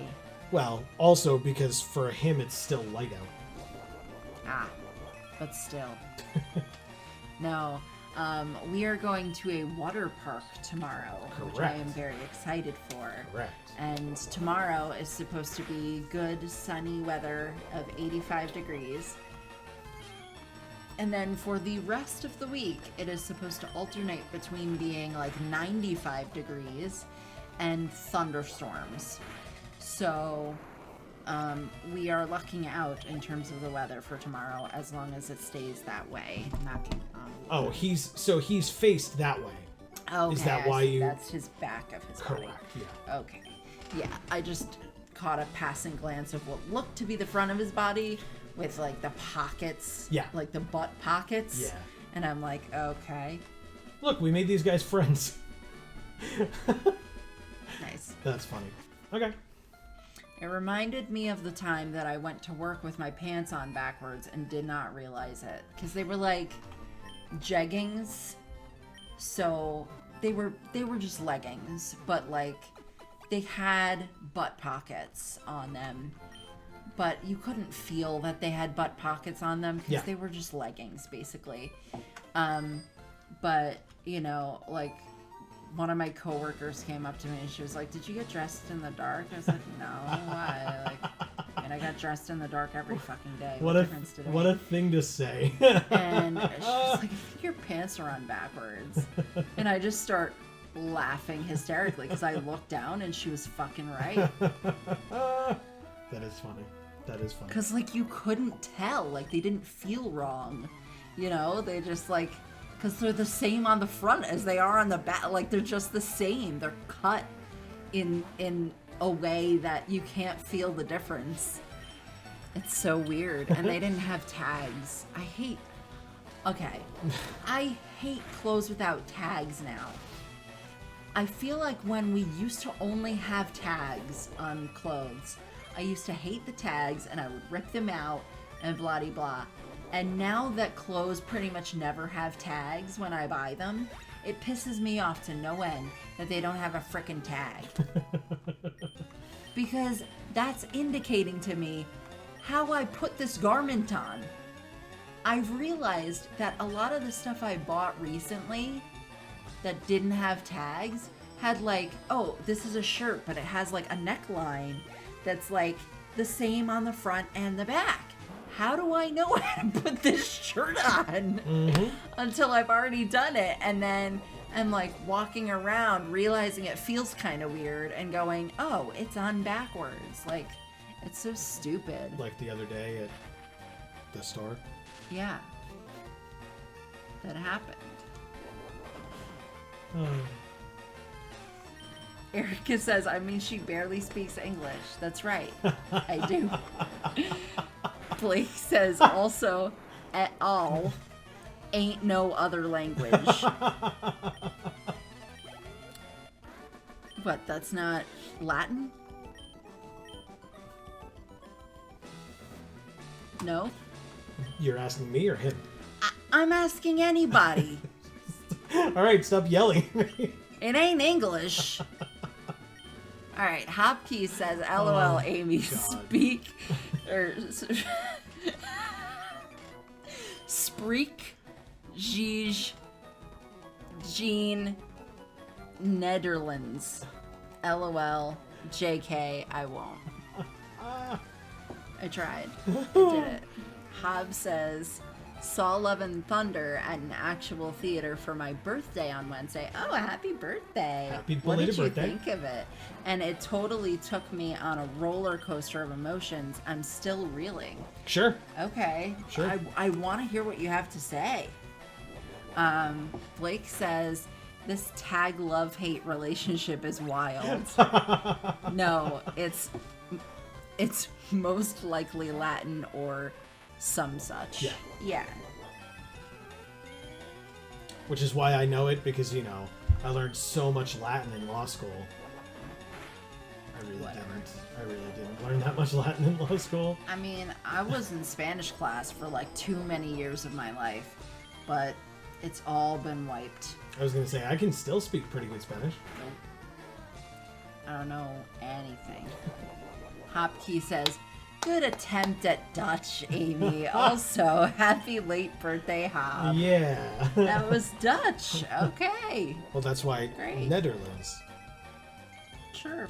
Sure. Okay. Well. Did it.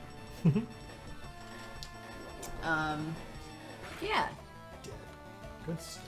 It's time for more water, I think. How's it coming? How are we looking level-wise? I honestly don't know. I mean, I've now beaten all the gym trainers in Koga's gym easily with Gluttony. Like, very easily. Thank you. Mm-hmm. I mean, I beat the Fighting Dojo basically with just Carpe Diem.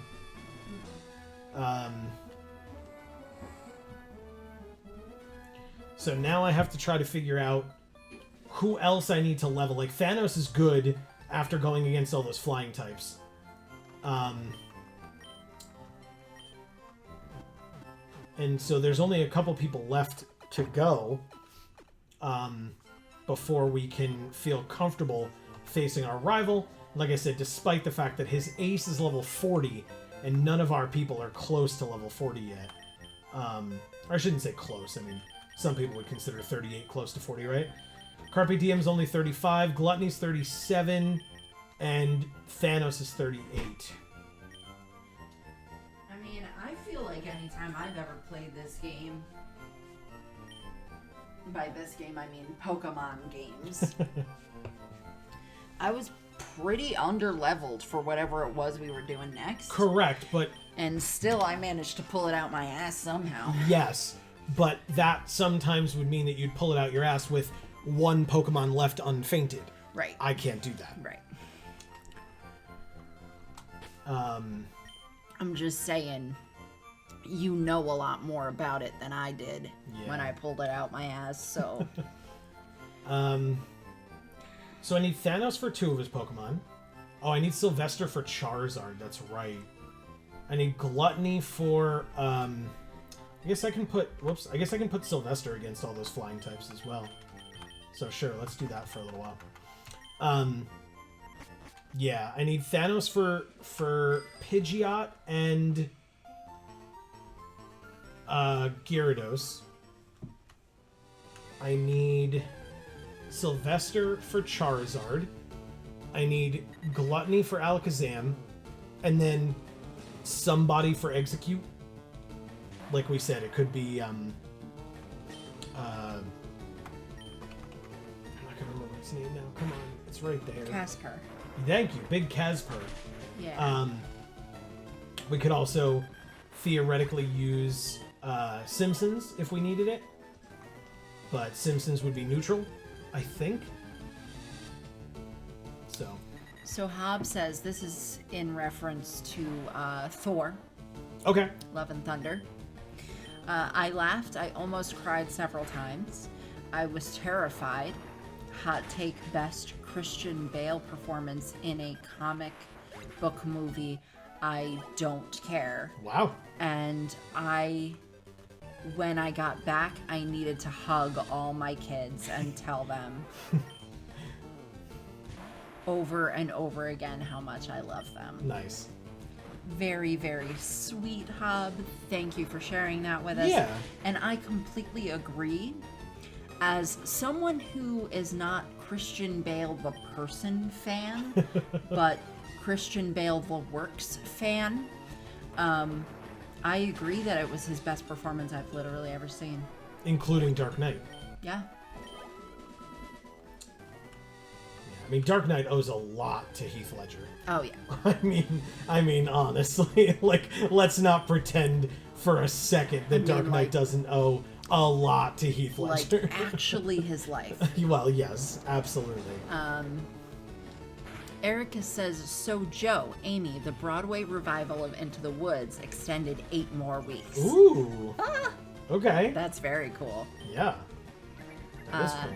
Blake says, is Bale the villain? Yes, he is. He sure is. Hob says, I had 2 quibbles. but they were relatively minor and not something I'd hold against the filmmakers. Anything else would be spoiler territory. Fair.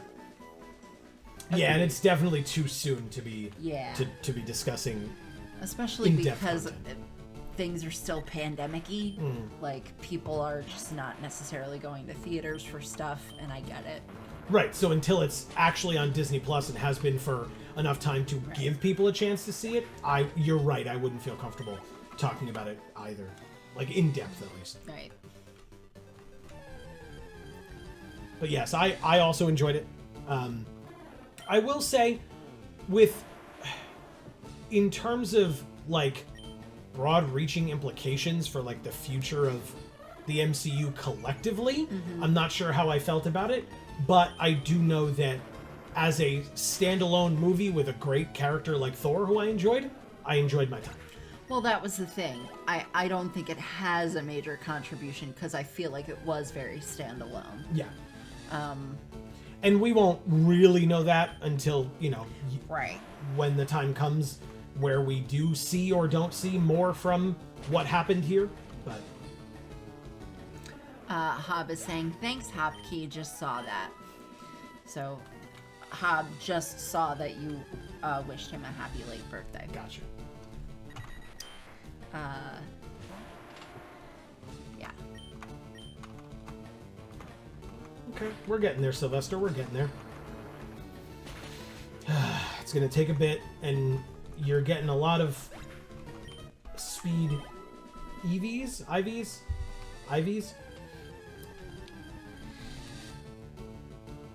Google thinks we're talking to it. I know. It's not so Google stupid. on this phone. Oh, it's not? No, it's on your phone. It's Google.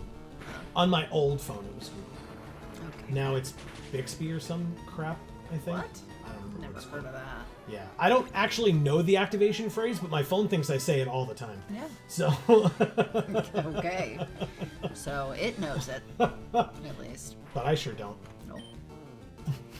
Hopkey says, LOL. YW, what is that? YW? I'm just chilling, listening in, honestly.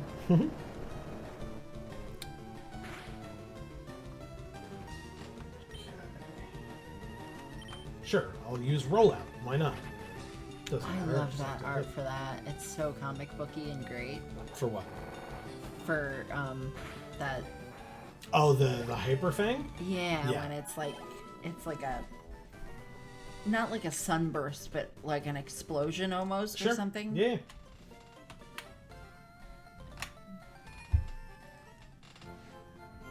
Doesn't really make sense for Hyper Fang, but which is why I never remember that that's the damn move it corresponds with. But right.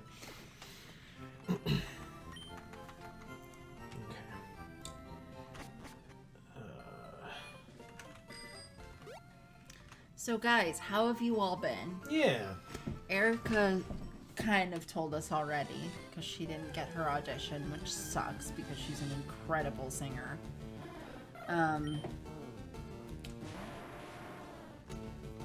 But who else has had what else go on? It was Hobbs' birthday, which is very cool.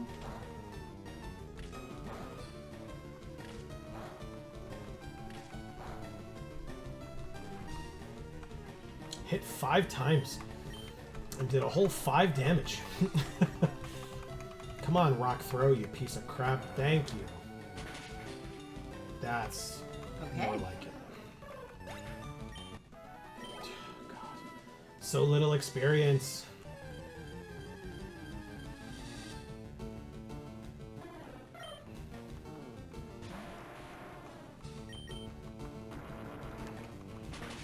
Hobbs says just on a Marvel kick now because of both MCU catching up and exploring my Marvel United boxes. Oh, okay. Ooh, what's that? Also spent the week moving my kids and ex into my mom's house with me because they were kicked out of their place under shady circumstances on top of everything else going on. Gross. That sucks. That really sucks. I hate that kind of shit. Some like lawyer or real estate person should do something about that. I have to say, I'm not going to talk about the name of the class that I went to or anything like that. You've mentioned this previously, but not mentioned the name. But, man, oh man. There were a lot of landlords in that class with me. And the way that they talked about kicking people out of their homes was genuinely deplorable. I don't know how else to say it. Ooh, good. Hopkey says, I'm making an edit because today marked 1 year I've been playing a horse game, LOL. Okay. Okay. What horse game? Okay, we're good. We're getting there. Jesus. Ugh. So I'm not gonna. Well, yeah, we'll talk about this on Monday. Never mind. Ignore me. I'm having headphone problems. Don't. Oh, that was the wrong attack. Scary things. So my speed harshly fell, but it was already faster than me, so who cares? Sure, I'll use rollout again.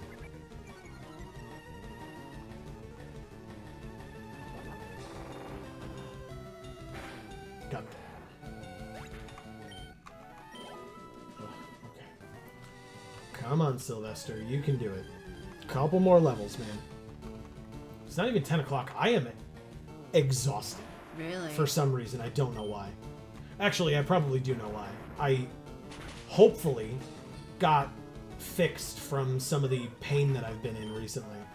And so I think my body is like, oh, cool, we were fixed. Let's go rest. Yeah. And it's like, no, I'm doing stuff right now. But went to the... like you're not allowed to. Yeah. We went to the chiropractor today, and hopefully the adjustment actually worked, as opposed to the last time we went, and it didn't work. So I've been having back issues for like over a month now. She says the horse. Hopkey, I'm sorry. What was your pronouns? Why am I forgetting that all of a sudden? The horse game is an MMORPG. Okay. That's not a mouthful. It's a massive multiplayer online role-playing game. Is what MMORPG stands for. Okay, then I'm glad you did the abbreviation. But it's a stable online. I assume a few in the chat had heard of it before. Okay. Symbols from you and your teammates to beat bad guys. I forgot the R. Star Stable online. Yes, I can spell today. Yes, she, her, LOL. Okay, I thought that, but then like, I don't know. It didn't stick, I guess. Hob says season 1 was basic Marvel. Season 2 was mostly X-Men. It was a Kickstarter where the base boxes hit retail, but most of the expansions are KS exclusive. Yeah, I said Kickstarter. Yeah, that's what KS is. I was trying to help you out without blatantly doing it. Sorry. It's okay. You can blatantly do it. They know. They know. They know I can't read English. I can't read other languages. And I don't know what any abbreviations mean. Oh, that's very funny, and I'm very sorry. Or any movie references, or any game references. Yeah. Oh God, that's funny. I'm so sorry. Oh, pathetic. I don't think it's pathetic at all. I think it's fun.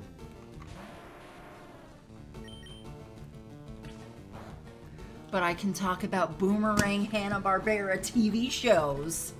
Isn't that exciting? That's right. One thing you are is old. Exactly. I did it. Oh my God. Oh, great. one more kill, and then Sylvester will also be level 37.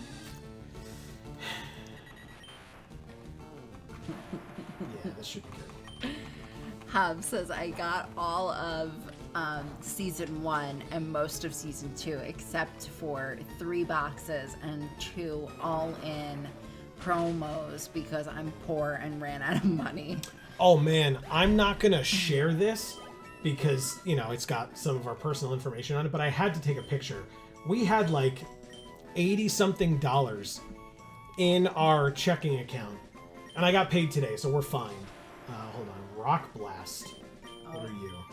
The user hurls 2 to 5 hard rocks. Hell no. Maybe in place of in place of rollout, but probably still no.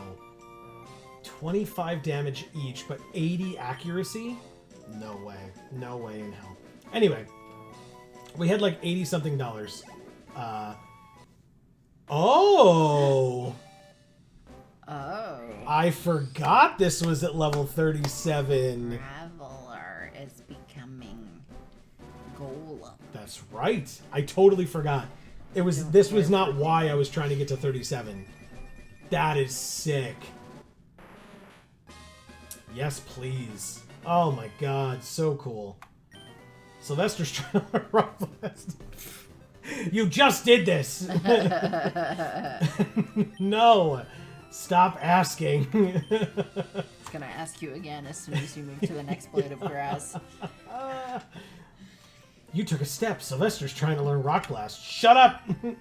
Sylvester learns nothing but Rock Blast, and you're gonna like it. It's like when you're trying to prevent a Pokemon from evolving in every level. It's like, it's evolving! It's like, no, stop it! Every level! Alright, let's check out Sylvester's stats now. 115 defense. Sick. 90 attack and 116 HP. Amazing. Hell yeah. Okay. Alright, well then I guess that means we gotta level up Big Casper a little bit more. But maybe not. Maybe not right now. Hub says, but there's still over 131 playable heroes, 11 of which can also be played against as villains. Wow. And dozens of villains to fight. Cool. Hopkey says, can I learn Rock Blast yet? Can I learn Rock Blast yet? Can I learn Rock Blast yet? Sylvester. That's amazing. It's like, but I evolved for you. Can I learn it now? Like, no.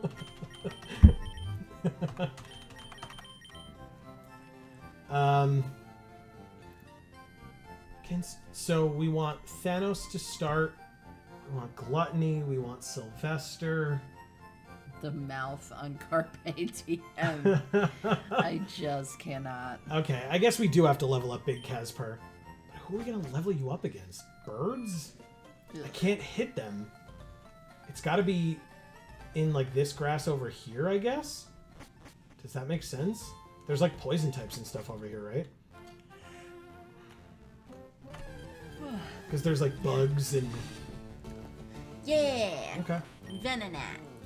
Yeah, I mean, we're going to have to, like, hit it with shadow punches and stuff, I guess. It's going to take a while.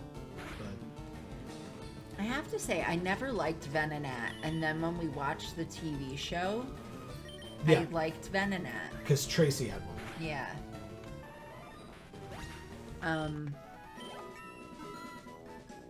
Not that I even really liked Tracy that much.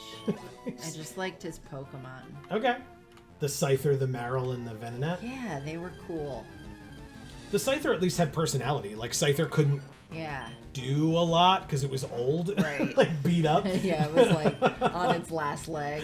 Every time it used Swords Dance, it, like, couldn't do anything else It afterwards. like couldn't breathe. It like had a tiny asthma attack, which is not actually funny. But yeah. Alright. It's another Venonat down. What does Venonat give IV-wise? If somebody knows, let me know. If you feel like looking it up, that's cool, but you don't have to. I'm just curious. More Venonats. Okay.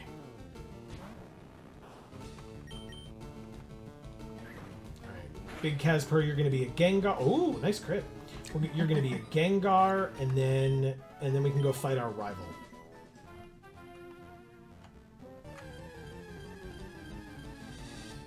It's an Oddish. It is an Oddish. It's so cute. Love it. Well, Big Casper just punched it in the face. And then it tried to use poison powder on us, even though we're a poison type. I didn't say it was smart. I said it was cute.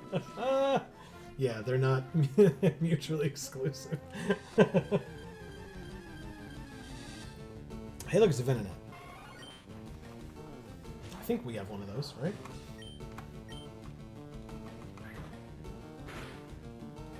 Okay. Confusion. Uh-oh. Okay. That's not terrible. A crit confusion would do like 30, which is still a lot, but we'd be able to switch out if we had to. Okay. Good to know. I was wondering like what something in here could have to like mess us up. And the answer was confusion on Venonat. There you go. Still. It's another Oddish. Degenerate ass Oddish. Oddish used acid. Just right in front of us like that. It's not a degenerate. It's not? No. It's perfect. It's perfect? If you don't like it, get out. Get out of what? This The game. grass? Oh, the game. It's an Oddish. Okay. Look at it. It's an adorable baby. It's not a baby, it's level 24. Shut up. It's a baby. I'm shutting up. Sorry.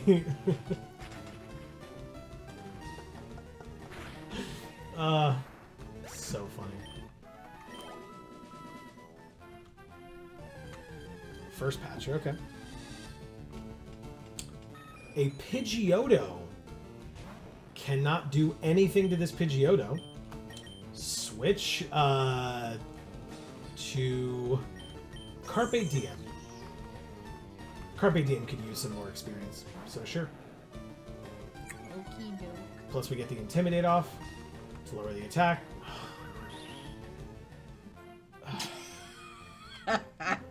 God damn it, Pidgeotto. Okay, it's a Venonat. This I can kill. Yeah, anybody can kill a gnat. Really? What about the one that's flying around our apartment right now? Why is it still alive? Because I'm not trying. Anytime it comes over here, I'm usually pretty good at snagging the gnats. The flies, not so much. But those I'm actually pretty good at getting out the window. When they get near the window, I just like run over there, pull it open, and they fly out, which is nice. Yeah, guys, we have an AC unit, and well, it's a new AC unit, but it's not any better than the last AC unit where it lets in a lot of bugs. They just somehow get in through there. Yep. It's annoying. Very. We had a hornet in here a couple weeks ago. Oh yeah. Just on our tablecloth. Mm-hmm. God Just sitting there. damn it. It was very scary. Yeah. It was massive. It was very big. I was just like easily this big. Yeah. It was huge. And we're eating dinner, and he looks at me and goes, "What's that on the tablecloth?" And I'm like, "What? I don't see anything." Then I look over the edge, and I'm like, well. Yeah.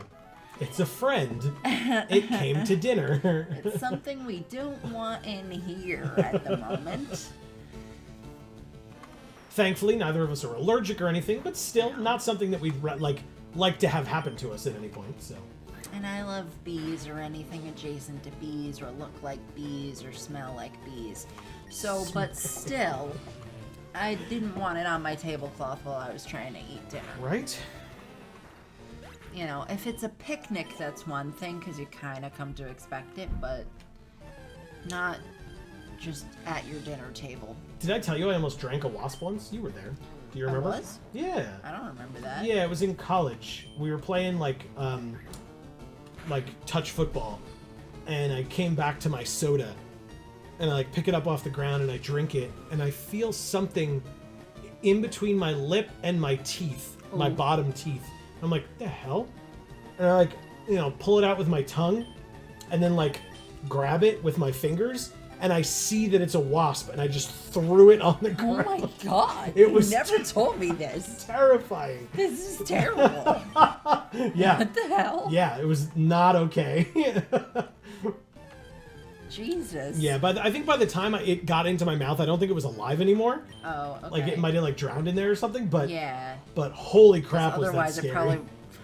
Yeah, I mean, I feel like there would have been many opportunities for it to have stung you. Yes, correct. Wow. Yeah, it was a little scary. Just a little. Yeah. Yeah, so how we had to dispose of this hornet was we had to... I went and got the Windex. And I just sprayed it, and then... Yeah, like Amy said, we don't love killing No. them if we can help it, but like... But that was not something we were going to be able to snare and let out the window. It just wasn't going to happen. Very big, very scary. So, Unfortunate. and the easy thing about Windex is that it both, the smell of the cleaning solution, is making it, like, poisoned or suffocating, as well as the liquid of the solution making it unable to fly away. So it basically just kind of dies when you do that, and or it makes it a lot easier for you to squish it, which again was not something that I enjoyed, because I enjoy anything that is bee-like, bee adjacent, the color of bees, just anything bee-like, bee-ish. I don't know, but yeah, it had to go, unfortunately.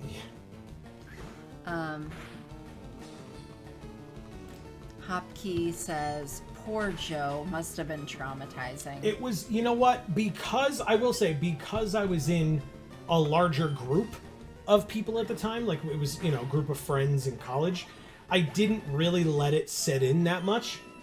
But yeah, it was definitely the kind of thing where I was like, oh my god, what just happened? Like, it reminds me, it's not exactly comparable, but just like, crazy things happening to me at college. Reminds me of that time I was just in, like, I don't even know these guys really well, but I was hanging out in somebody's room, and I'm sitting on their futon, and I, like, reach over to, like I'm gesturing when I'm talking or whatever, and I hit one of their lamps. It was, like, a thin, metal rod that had the, bulb at the top, and I touched the lamp, and my whole arm shook from touching the lamp, and I was like, whoa, what the hell was that? And they were like, what? And I was like, I don't know. I was like, my arm, and I showed them like that my arm had been shaking, and they were like, oh, did you touch the lamp? I was like, excuse me?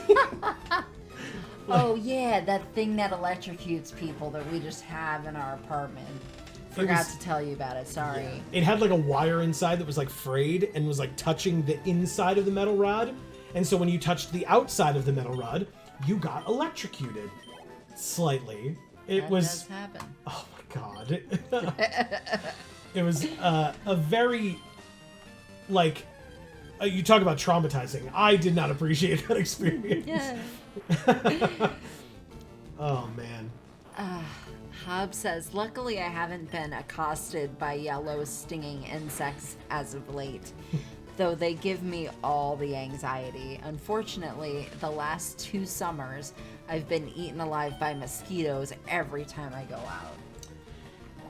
I have, because we've talked about this many times before, but for people who have not heard, Amy and I used to work at a summer camp for me for 10 summers, maybe more, and you for 2 summers? 3? 2. Blake, if he is still in chat, that is where we met Blake as well. Blake worked there for many summers, and Blake, you're more than welcome to say how many. if you are so inclined. We also met Dave Mann there. Correct. And I have to say, from going to that camp as a camper, I was down in an area, tenting in an area near the swamp, and so I got. You talk about being eaten alive. I was eaten alive by mosquitoes. I legitimately have scars on my arms and legs from mosquito bites that, like, you know, because we're in a camp environment, like, they would get infected or whatever. And so, yeah, I have lots and lots of mosquito scars or mosquito bite scars on my arms, on my legs. But it does mean that when we go out now, I'm not as attractive to bees anymore, I think. Well, or not bees, excuse me, mosquitoes. Mosquitoes. Sorry, Well, you we're talking also about bees. eat a lot less sugar now. Sure. And that makes a huge difference with something like mosquitoes. Sure. Because the kids would get covered in mosquito bites because they were drinking soda, they were eating candy bars and ice cream, Drinking Kool-Aid. Stuff like that. and like all this stuff where like basically everything they were putting in their bodies was pure sugar, and then of course they're just gonna get eaten alive. Yeah. So I mean, just something to help with that is mosquitoes don't like mint specifically, but also like stinky stuff. Eat a lot of garlic if you're gonna go out, or onions or something, because they're not really attracted to that. You know, if you're eating 3 caramellos and drinking bug juice, you're gonna get mosquito bites. But you know, I don't know if bug juice is a universally understood thing. That's why I said Kool-Aid. Like, it was the off-brand Kool-Aid, but we called it bug juice. People know what bug juice is. Or Again. old people know what bug juice is. Old people. Guys. What do I do? Oh, thank God, Big Casper. All right, we're getting you to a Pokemon Center, my friend. I don't... Like, we're so close to you being level 37, I do not need you to croak here in, like, a freak training accident, you know? I just don't. Yeah, there's a thing there you can reload. Hopkey says, I mean, I got electrocuted in high school because I was trying to plug in my Nintendo, but I did it incorrectly. Wow, that's very incorrectly. I got electrocuted once when I was plugging in our big old camcorder, one of the big over-the-shoulder from the 90s camcorder. Okay. For home movies. When she says our, she does not mean me, she means her family. No, yeah. I was plugging that in, and I guess my finger like moved from the plastic part of the plug to the tine of the plug as I was plugging it in, and I got electrocuted. Luckily, because my arm was doing the motion of plugging it in at the time, my finger just moved right off of it, and I was able to like plug it in the rest of the way in like one quick fluid motion. But that could have been bad. Sure. Because I was plugging it into a power strip that had probably 6 plugs in it. Nice. So could have been bad. Yeah. Let's see. Just the bottom. Hobbs says, I've heard the term bug juice, but never knew what it was. Yeah, it's basically just off-brand Kool-Aid. Like, it's like the drink mix, but like in a big, we had it in like the big like 5-gallon like containers with the little spout at the bottom, and then you just, put your glass underneath it or a pitcher underneath it and just fill it up. I never drank that stuff. For all the summers that I worked there, like maybe when I was like 9 or 10 when I like literally went there for the first time, but otherwise I've just always been a water drinker, always. I would drink it on occasion if I ended up with like a lot of dirt in my mouth. And I just wanted my mouth to stop tasting like dirt. because we had dirt roads. It's not like people were like kicking dirt in the now. No. We had dirt roads, and so like as cars and stuff would drive by, it just was in the air. Yeah, you were just breathing it in constantly. Oh yeah, my cars, when we would leave there, my cars check engine lights would come on because there was just so much dirt caked into like the air filtration system or whatever. Yeah. And then by the time I would leave and like get on the open road and the wind would blow through, then it was fine. Right. But when you're driving around on that property, there's a lot of dust in the air. A lot of it. Yeah, I mean, I think like it's bug juice is like Kool-Aid, but maybe like way back in the day, it was kind of like juice concentrate, you know? Sure. Where they just take like the like frozen like I don't know, like juice slush and put it in there with a bunch of water, you know, that kind of stuff. Okay. Yeah, the notorious thing that kids, I mean, you talk about like kids eating sugar and stuff at that camp. The notorious thing that kids would eat at that camp was Fun Dip. Yeah. Lots of Fun Dip. It became a problem when the kids thought it was a good idea to snort it, because, you know, that would make them look cool. You just snort Fun Dip. If people are unfamiliar with Fun Dip, it's 3 different flavors of sugar powder. Like, literally, that's all it is. 3 different flavors, aka 3 different colors of sugar powder. And you get a thick white sugar stick that is just solidified sugar. And it kind of looks like a tongue depressor, but thicker. And so what you do is you lick the end of that, stick it in the little pouch so that you come out with sugar on the end of it, and then lick the sugar off, and then do that over and over with all 3 flavors, and have lots and lots and lots of sugar. Yeah, so it's like the stick was made out of what would be akin to like Smarties. Oh yeah, yeah. If the Smarties like all got joined together and stayed that tube and just was like one hard tube of Smarties candy. Yeah. And then the Fun Dip was essentially pixie sticks. Yep. So but pixie sticks are like a very small amount of that sugar. Yeah, this was very like large amount. I was gonna say this is like at least 30 pixie sticks. I feel like in terms of like how much was in there. Yeah, whoever made that legitimately cared so much about the bottom line and cared so little about health. I honestly I don't know offhand what company it is, but and it sells. They reckless is the word I'll use. It sells well at that camp. Very well. Those kids love that stuff. I'm sorry, Battle says, update on the Charizard poll. Okay. I did not realize it was the full art holo foil. Hell yeah. Very cool. That's like worth a fair bit, right? I think you told us the value of it last time, I thought. But if you didn't realize, then yeah. Ditto. It's a ditto. I love Ditto. Here's how confused. I knew we were going to be faster. Once it transforms, it'll be the ghost type. And so then we can hit it. But until then, it's the normal type and we can't hit it with anything. Come on. Yeah, okay, you get the transform off, but you're still confused. So now we can Shadow Punch. Hob says, every powder-based sweet drink I've ever had that wasn't made either by myself or the company pre-bottled was watered down so much that it didn't seem worth it. Fair.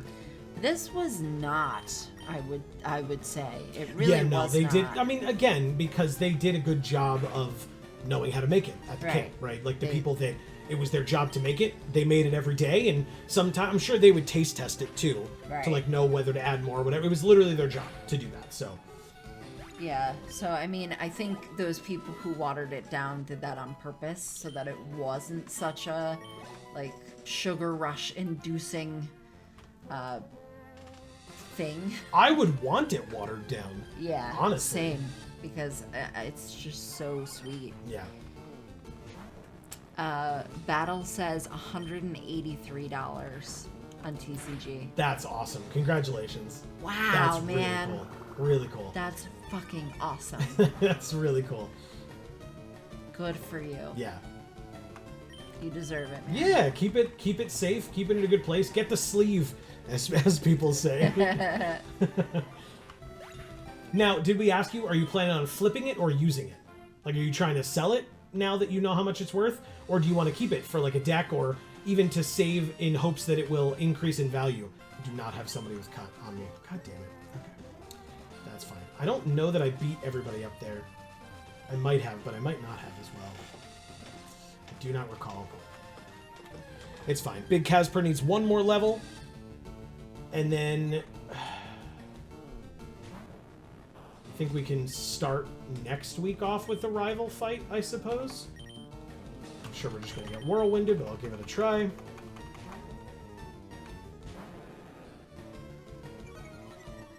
Intimidate.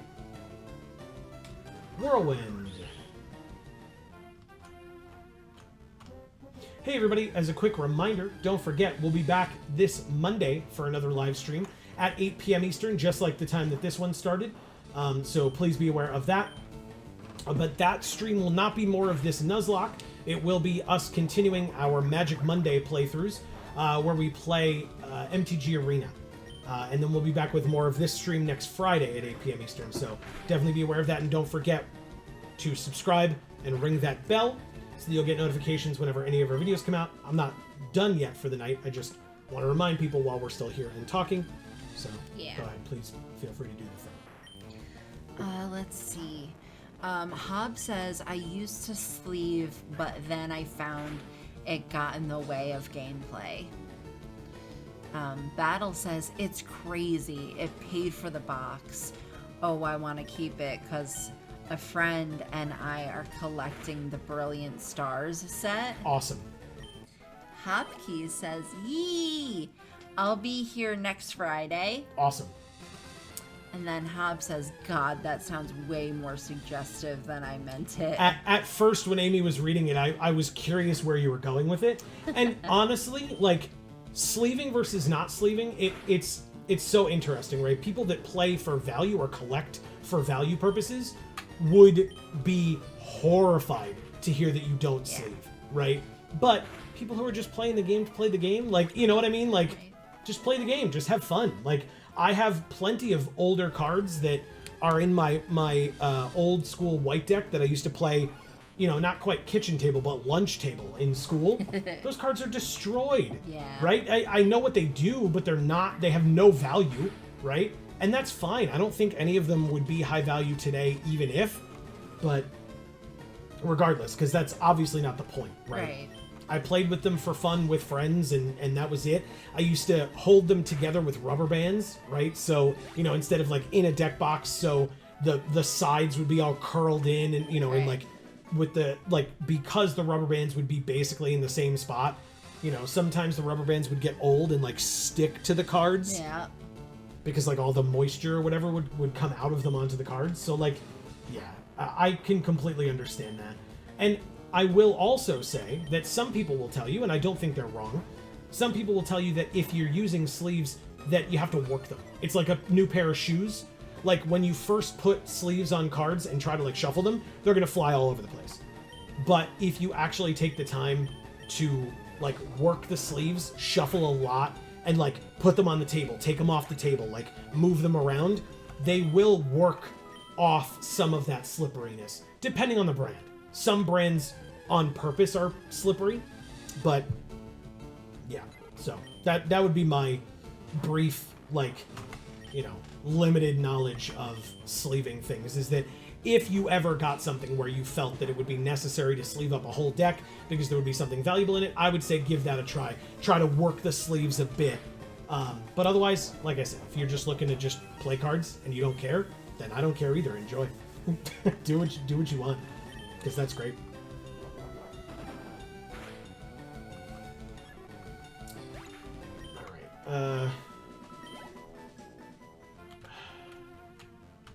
Come on.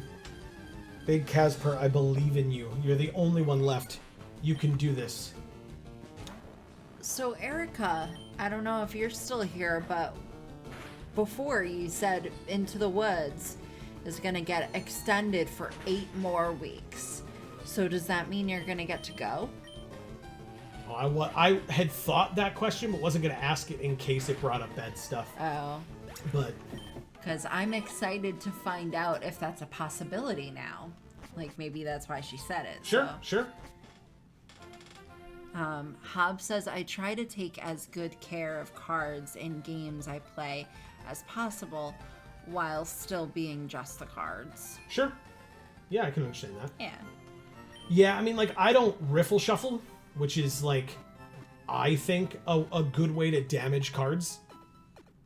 But there are also people who are very good at riffle shuffling. I am not that guy. I never have been. For somebody who plays card games pretty prevalently, riffle shuffling was never a thing that I was good at. Even in playing cards as a kid, like with my parents or whatever. Just can't do it. People have tried to teach me how to, like, bridge and stuff. I'm so bad. No, yeah, I'm bad at any kind of shuffling. I'm, like, decent at the sideways shuffle, but that's because, again, I've done it for so long at this point. Yeah. Gotten used to it. Battle says, I'm collecting MTG cards with some for collecting and some for flipping. But I'm thinking of building some decks, too, like for Pauper, Army, or Horde. Okay. Cool. That is cool. Yeah, and, like, that's the thing. That's how some people keep their collection, right? Is to have some cards where they're like, okay, I'm going to use this for a deck. And so they save it for a particular deck or a particular strategy or something like that. And then they'll have other cards where they're like, you know what? This card is not useful to me, so I'm going to flip it. I'm going to turn it over and try to get cards that I could use for the deck that I'm trying to build with these other cards that I'm collecting. Makes perfect sense. Camp was another place where I played a lot of cards. And I don't just mean Magic. I mean, I brought my Magic decks with me, but I mean trading cards. Not trading cards. Playing cards. I played so many playing card games. Especially as a camper, like at night, we wouldn't have a ton of stuff to do, but we'd be we'd have like a screen tent so that we wouldn't get assaulted by bugs, and we could have a lantern on or whatever at night, and we could still play, like, if you're not familiar with this game, it's going to sound very strange, but I have heard many people know the name of the game as this, but we'd play a ton of Egyptian Rat Screw, we'd play a ton of Spit, and that's mostly it. Egyptian Rat Screw and Spit were like the 2 main games that we played at camp. But if you were, I didn't do any of that. Well, we didn't do it as staff as much. When I was a camper, I played against the staff in those games a lot, and that was fun because I kicked their asses most of the time. I was very good at it. But yeah, once we became staff members, we played video games all the time. Like, yeah, when I was a kid, we played Go Fish a lot. We had an Old Maid deck. Nice. So we would play Old Maid a lot too. The one... sorry, go ahead. Sorry, we played Uno a lot. We played Crazy Eights. Played Rummy, Gin Rummy. We played War. And that's pretty much it. I don't think we really knew other games so much. That's plenty, right? Yeah, like... yeah, I mean, that's a lot of them. But, you know, I had 2 sisters, so, you know, and we spent a lot of time at home because we didn't leave the house, basically, so we had a lot of card games we needed to know how to play. Right. I played a lot of Solitaire, too. Okay. I did not play Solitaire in physical form. I played it on the computer. If I were playing it at all, I would play it on the computer. Hobbs says, I suck at shuffling, period. Yeah, me too. I pretty much just make piles and mash them together. Yeah. Okay. My dad had me playing gin mostly as a kid. Yeah, me too. Yeah. The one time that we ever played gin rummy with your family when we were together, like as adults, do you remember who won that game? No. You? Yeah, of course it was me. Of course it was. I was the person who was willing to get out quickly enough to get the set of cards that was in the discard pile. Yeah. And everybody else was like, I'm waiting for this one card. And I was like, well, it's obvious that somebody else is too. So I'm just going to go for those 4 queens that are blatantly in the discard pile right now. Yeah, well, that's because you were paying attention to that. I definitely wasn't. That's what I do. Hopkey says, LOL, I shuffle terribly. Well, it makes me feel a lot better to know that a lot of our fans that are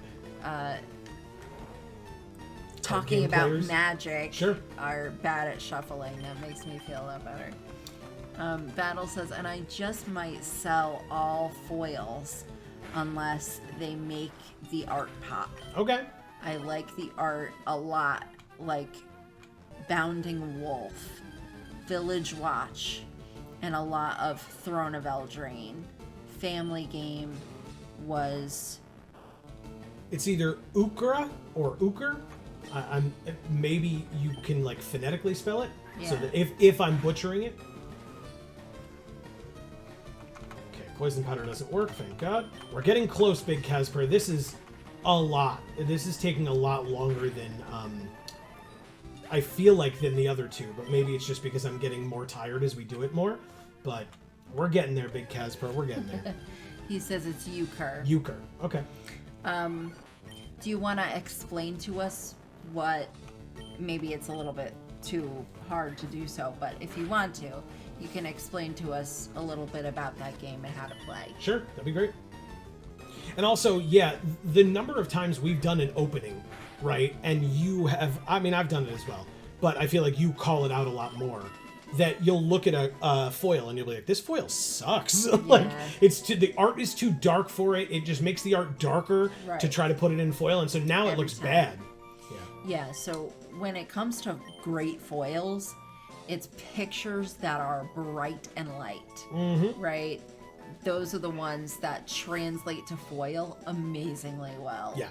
Because the foiling just makes it darker inherently. And so when it's already a dark picture, it just doesn't work as well. By the way, level 37. Yeah.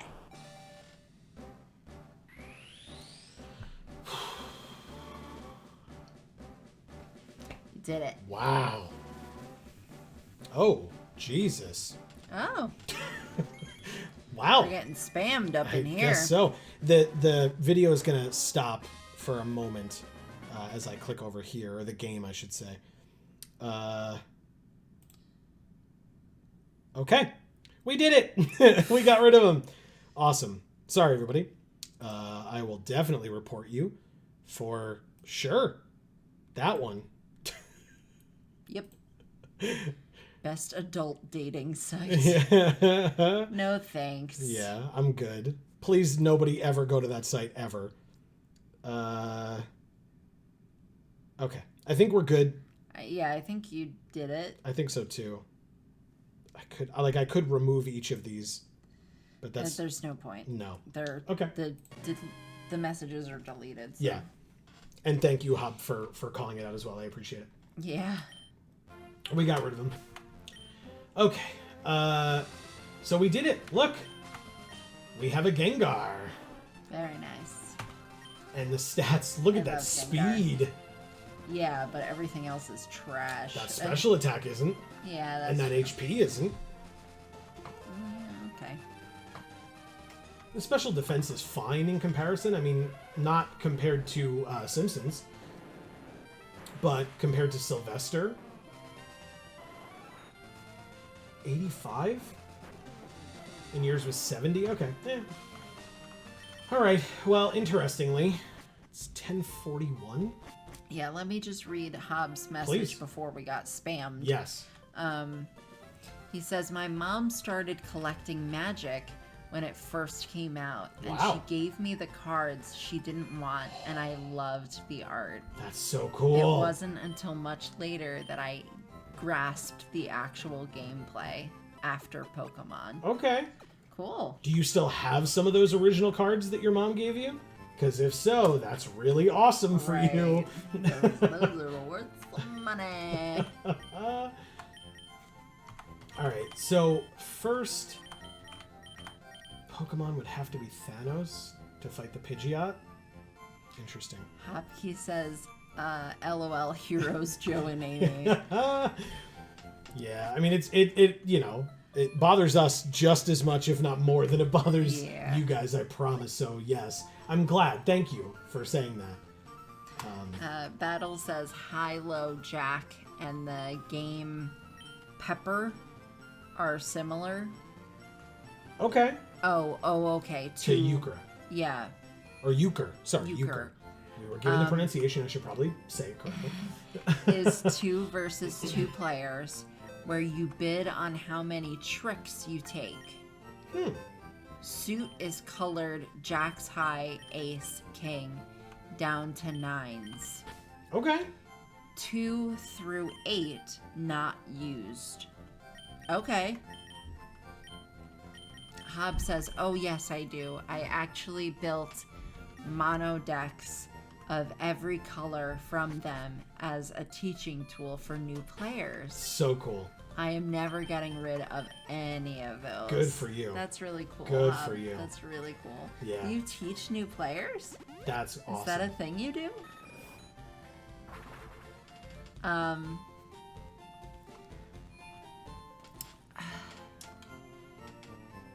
Okay, so then what, Battle?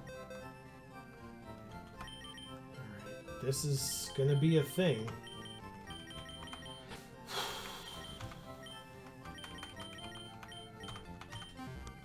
I think I'm gonna try it right before we end the stream for the night. I think I have to. I'm so scared.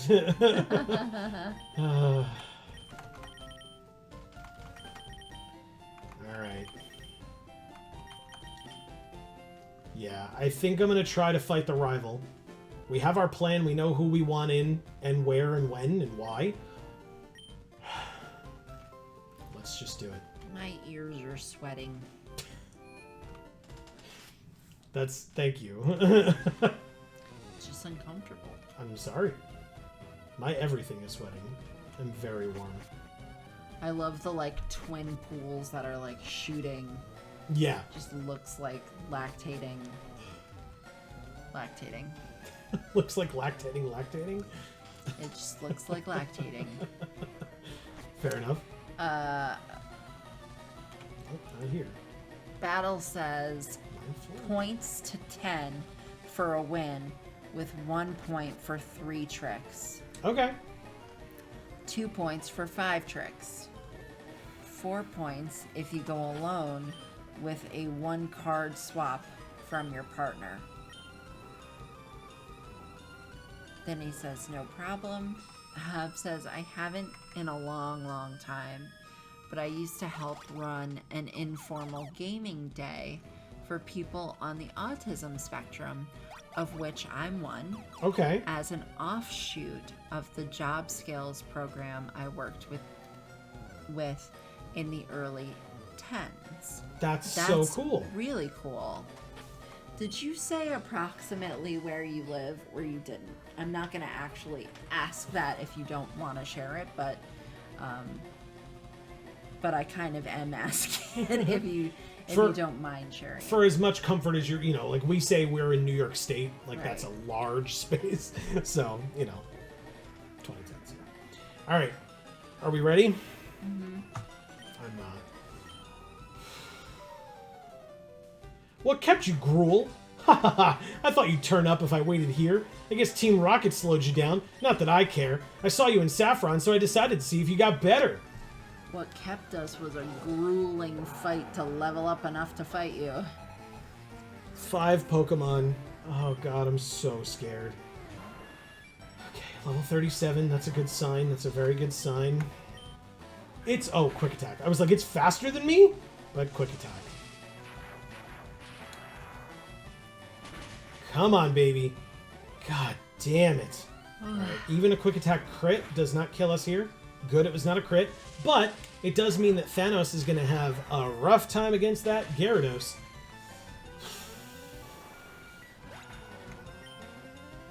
Thanos gained 1,363. Oh. You're damn right he did. Who's next? What? I'm sorry, what? Why? Oh, I'm so scared.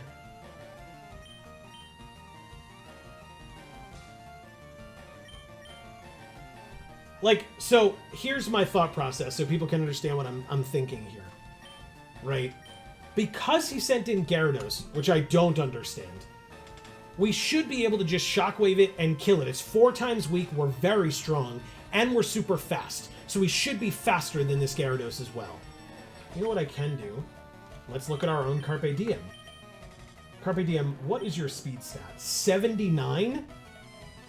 And meanwhile, Thanos's is 123? No fear.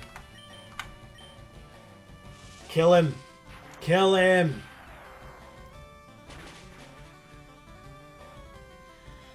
Woo! Yeah, baby. Holy shit. 1,605 experience. Yeah. Execute. Sure. We know we're using Big Casper for you. So let's do it. Yes. Stun Spore. Okay, so we're paralyzed. But I think Shadow Punch is a hit first kind of a move, so I think we're okay. It is not. Okay, but that's fine. Confusion, a little scary. A lot scary. 40 damage off that Confusion. Oh, man.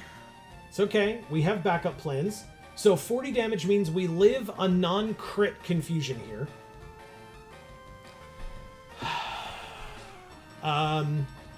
Or, if it's using Confusion, we could just go into Gluttony now.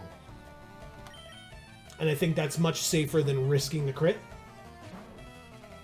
Confusion. We're using Gluttony against Psychic types. Yup. that's much better. Yup. Okay. Good, good.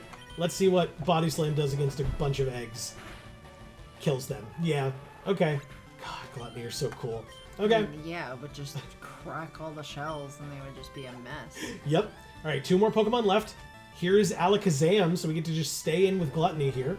Gluttony goes back to full health. Oh, God. Calm Mind. That's terrifying. It raises the special attack and special defense of Alakazam.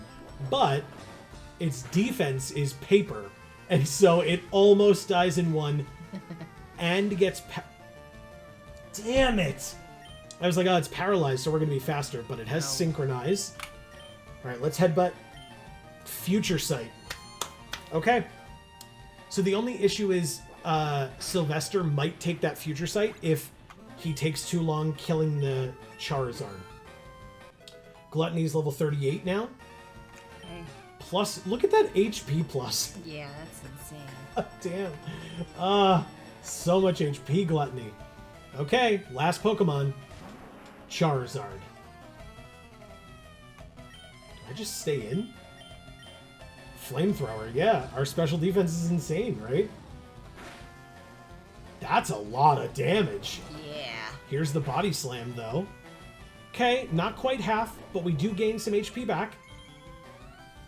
I think we're fine here. We don't even need Sylvester. Okay, so 133 down to 79. Okay, so we cannot stay in for a third. Oh! Luckily, we don't need to. Critical! Oh my god, Gluttony.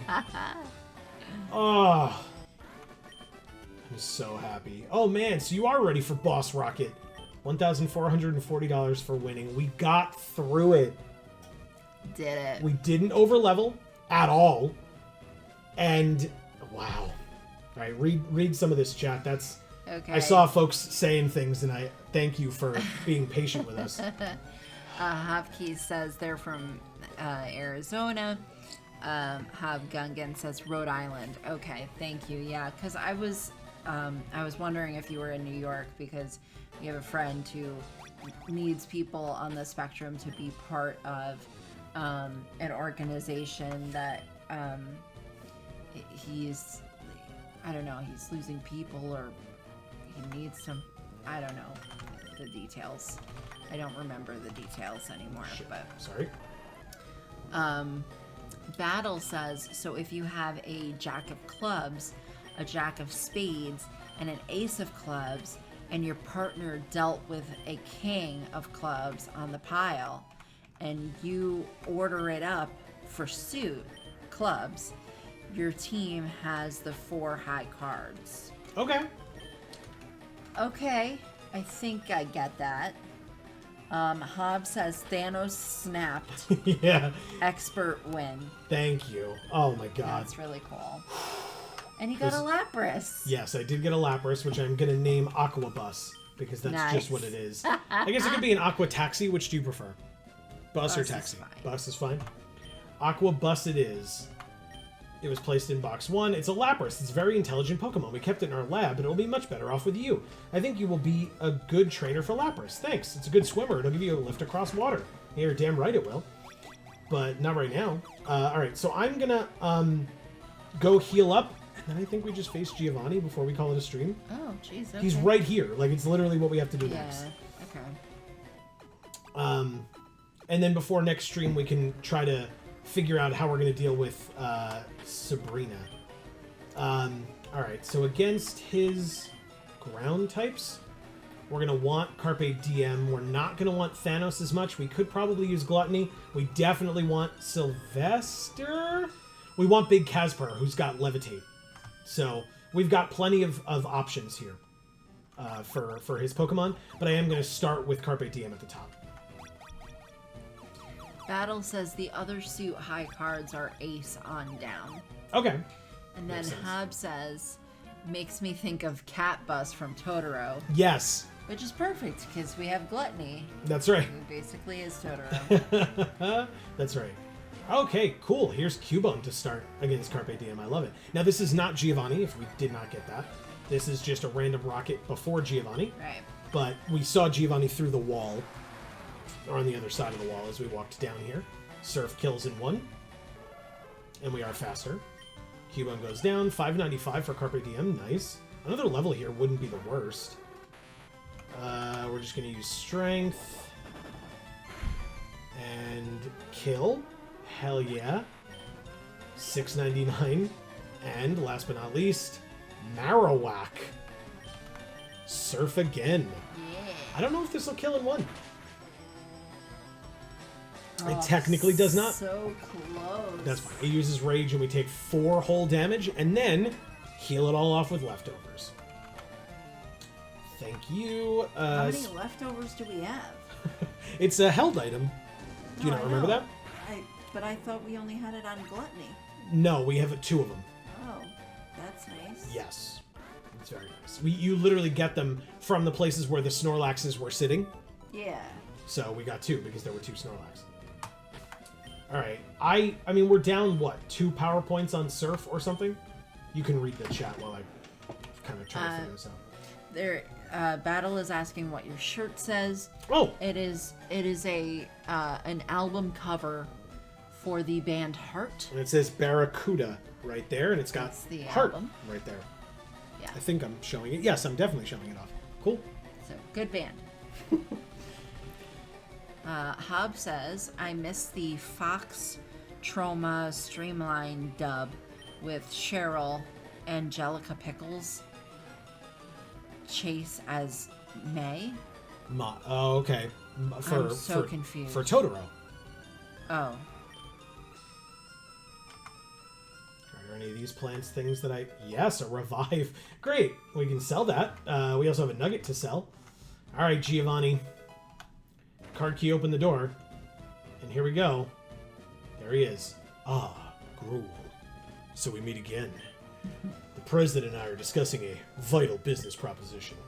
Keep your nose out of grown-up matters. Or experience a world of pain. Ah. You know what? I realize that might not actually be the album cover. It might just be, A picture of them? picture of them. Sure. But I assumed it was the album cover, but I don't actually know what that album looks like. Interesting. Nidorino, notably, not a ground type, I don't think. It's just poison right now. It doesn't get the normal type, or the ground typing until Nidoking. So, I might want to go to Simpsons here. Peck would be fine. It doesn't have, like, Bite, I don't think. Or I just go to Sylvester. Yeah, I go to Sylvester. Silly me. Battle says Anne and Nancy awesome. Great band. And Hob says Crazy on You is among my favorite songs. Nice. Okay, nice. Alright, so hit 3 times, took literal 3 damage. Here's magnitude 8. So because Nidorino is part poison, this is super effective. And it's stab.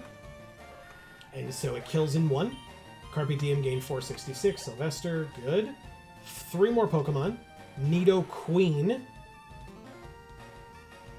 So now we can switch back to Carpe Diem. Nidoqueen level 41, by the way. Intimidate lowers her attack power. She uses Tail Whip to lower our defense, so basically back to parity again. But we've got Surf, we are faster. She's 6 levels higher than us. It doesn't even do half. Poison Sting does 9 damage. We heal off some of it. 7 of it. We Surf again. I could be Strengthing here, because it would probably do more. Ooh, the crit! Oh. Carpe Diem, you insane monster. I love you. Body Slam? Okay, good. Good, we took it like a champ. Carpe Diem, I love you. Okay. Twister. What's Strength. Twister? It's a dragon type attack. But we use Strength and kill the Nidoqueen, which I believe is the strongest Pokemon. It might be Kangaskhan. 2 more Nope, that was his strongest. Rhyhorn. Oh. Level 37. We eat more leftovers. Oh, Carpe Diem. My god. So glad I raised you from that Magikarp. Holy crap. And 1 hit. Wow. Dead. Beautiful. 1069 experience.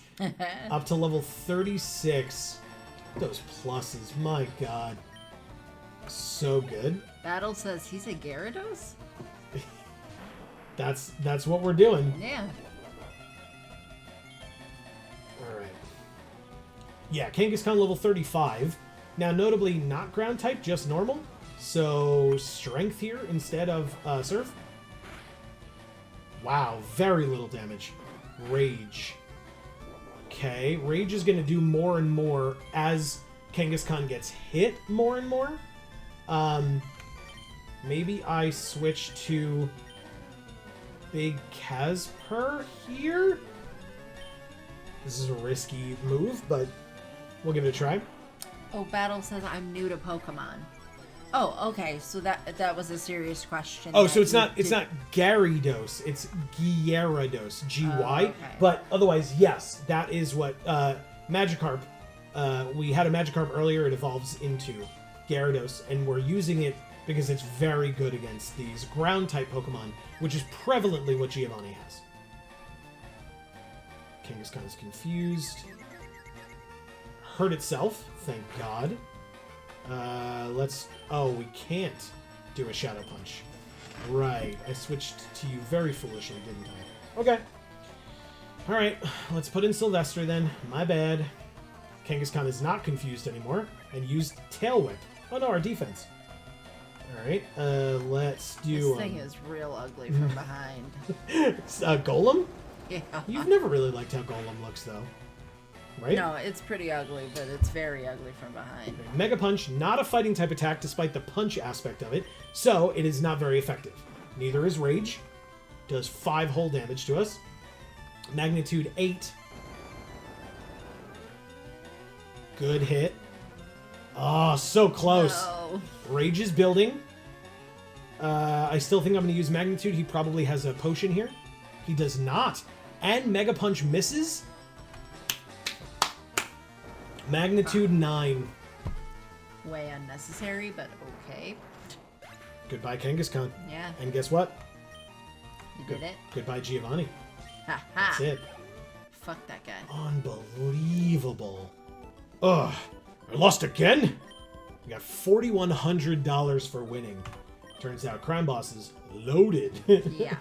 Blast it all. You ruined our plans for Silph. But Team Rocket will never fail. Gruul, never forget that all Pokemon exist for Team Rocket. I must go, but I shall return. So now we go here. That's a lot of that false entitlement I talk about in Jar. And so now we can sit here on the couch next to this president. You just walk over here and like sit down after that long battle. Hi, thank you for rescuing all of us. We from the president down are indebted to you. Then we talk to him. Oh, dear boy, thank you for saving Silph. I'll never forget you saved us in our moment of peril. I have to thank you in some way. No, never mind. Because I'm rich, I can give you anything. Here, maybe this will do. A Master Ball. That's pretty nice. You can't buy that anywhere. It's our secret prototype Master Ball. It will catch any Pokemon without fail. You should be quiet about using it, though. Nah, I'm gonna yell that shit from the rooftops. Yeah, okay, so I could, it's cool. I could use a PC, but there's no need. And so, we're done. Battle is asking, what is the rodent-looking thing in Astral Radiance? Black with a tan belly, looks like a prairie dog. Black with a tan belly looks like a prairie dog. In Astral Radiance? I wouldn't be able to know without seeing a picture of it. Black with a tan belly. I can't think of it. Is it on two legs? I don't know if that'll really help me. But it's a dweezil or whatever. Dweezil? Yeah. What does that mean? I don't know. It's one of those weasel things. I don't know. It's one of those weasel things. Alright, so hey, we did a lot of stuff on stream today. Yes, we did. A lot. Now, Aquabus, only level 25. And we really are only going to use him if we really have to, and I'd really rather not. It's got a rash nature. Shell armor, which blocks crits. No crits on Aquabus. Will never happen. Body Slam, Perish Song, Confuse Ray. We put Surf on it as well. Very interesting. Okay. So, hey, guess what, everybody? That's it. We'll be back next week with more. Yeah. But we did it. This is the team. What an absolute rock star group of Pokemon. Yeah. They just took down the rival. They kicked some fucking ass. And Giovanni without any, like, really scary moments. Yeah. You got there. I was scared. I was overly cautious and nervous. But I did it. Yeah. Battle says it's on the pack art. Okay, I'll look it up while you're reading this. Hopkey says it was very eventful and I was even an hour late. Or not late, correction. Yeah, you know, things are just getting rolling, you know, in the first, like, half hour, usually. And then, you know, for this, mostly what we did was just grind and level up. But it really got there in terms of being eventful towards the end, so... Okay, so looking at the packs here... There's another spamming thing. Oh, God. Thank you for telling me. Trying to look up rash, Hub says. Hold on. Hide user on this channel. Well, Hub, take a picture of the rash and then have Google tell you what the rash is, you know, and then go to doctor. I guess it's more of this. Report them for this as well. Okay. We got rid of him. Do not ever go to that site, everybody. Don't do it. It's not worth it. But Joe, love chat. F them. It's the best adult dating song. Like I said, please don't advertise for them by reading it off even more. We already got rid of them. Oh, I'm not advertising for them. So this rodent-looking thing that you mentioned, it looks to me like, because I'm actually not familiar, but it looks to me like a variant version of Typhlosion. Battle just said Typhlosion. Ha ha! And then yes, Hob says rash equals +2 special attack and -to special defense. Okay, that's not... Oh, sorry. I should probably click back on this again. That's not terrible for a Lapras. It's not amazing because you'd like it to have some special defense, but cool special attack or good special attack is nice because, you know, ice type attacks and water type attacks and all that good stuff. So it's not bad. It's not bad. If we need it as a backup, it's a good thing to have. Amy advertises better than that bot. Yep. Yes, I do. I'm advertising for them, okay? I'm also advertising for them. Never ever go there.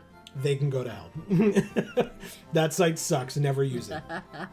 Battle says, oh, and I saw a 2-foot-tall stuffed Mew at GameStop. Hell yeah. Kickin'. That's awesome. I like that. Hob says Typhlosion is more of a honey badger. Fair enough. Yeah, that's fair. Okay. So I'm just so happy. I'm gonna take these headphones off so I can like. Oh my god, my hair is so gross right now. My head hurts a lot, and I was like, I can't decide if it's from the headphones or from dehydration. Probably a little bit of both. Yeah, because the AC is off and it's very warm. Yeah, but as I said, we're gonna be done here real soon. This is, I mean, God, these Pokemon, man, so good. They pulled it out. We'll have more discussions next week. I mean, obviously Gluttony's gonna be insane against Sabrina's gym. She just is. And then we'll figure out how we're gonna do Koga's. It might be a little bit of grinding on Simpsons. We're gonna need Sylvester's help. We're gonna need Big Casper's help. So we've got some stuff. Yeah. Because yeah, he has 2 coughings that like to blow up. So we'll need Big Casper and Sylvester for that. Carpe Diem could probably help with that as well, as along with Gluttony, but no Thanos and no Simpsons for self-destructs. Once we get to the Wheezing and the Muck, Simpsons will probably help quite a bit with that special defense and with the Psychic type stab attacks. But again, we could also use Sylvester for the Muck with Magnitude. The Wheezing and the Coughings have Levitate, so we can't hit them with that, but we can like chip them down with rock throws and stuff too. So okay, we've got things. We'll come back next week and strategize a bit. I might start off the stream next week kind of grinding up Simpsons a bit if we can. Although because Simpsons will help us out against Sabrina as well because of the fact that he has such high special defense. So like if Gluttony is in trouble, we can switch in Simpsons, take some psychic type attacks because it would be not very effective and our special defense is so high. Heal up Gluttony if we need to, or just do some physical like headbutts or things like that with Simpsons. So we've got options. But like I said, that will be next Friday at 8 p.m. Eastern time right here on this channel. So as I said, please don't forget to subscribe and ring that bell. If you are watching this on the VoD over on Video Games for All, first of all, be aware that we have 3 channels: Geek for All, Video Games for All, and Gluten Free for All. All of the links that you might need are down in the description box below. So whatever channel you're on, the links to those other channels are down there. So if you're watching on the VoD and you want to watch live, check out Geek for All. And if you're watching live and you want to watch the VoD, go check out Video Games for All. And regardless, check out Gluten Free for All because it's got really cool stuff on there. Thanks. Amy does a really good job.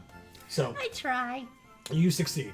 And yeah, like I said, we'll be back on next Friday for more of this, but we will be back before then on Monday at 8 p.m. Eastern, but that will be for Magic the Gathering. We were discussing it a little bit here tonight as well, just because, you know, some of a lot, I should say, of our audience is cross and goes both ways, if you will.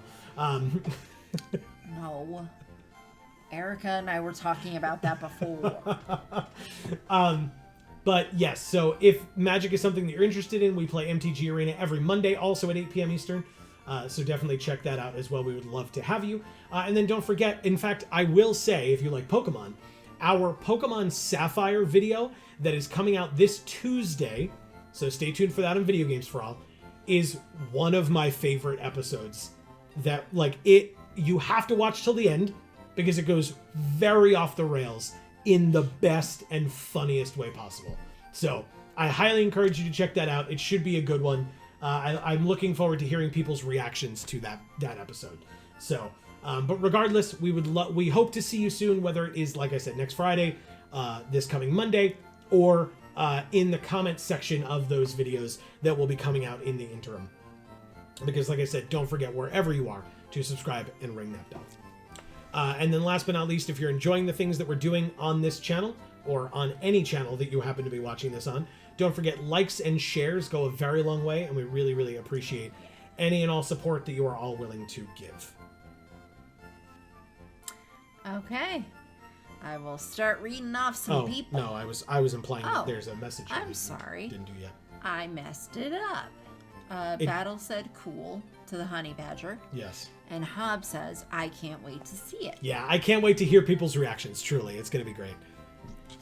All right. Hopkey says, yes, have a great night, y'all. You have a great night too, Hopkey, as always, to each and every one of you. But to you, since we're talking to you in this moment, thanks so much for stopping by.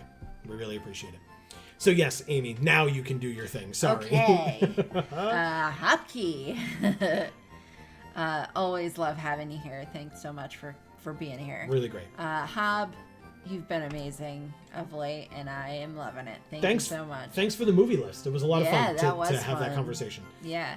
Battle, I'm looking forward to seeing some comments on our Pokemon videos from you. Now that you're interested in Pokemon.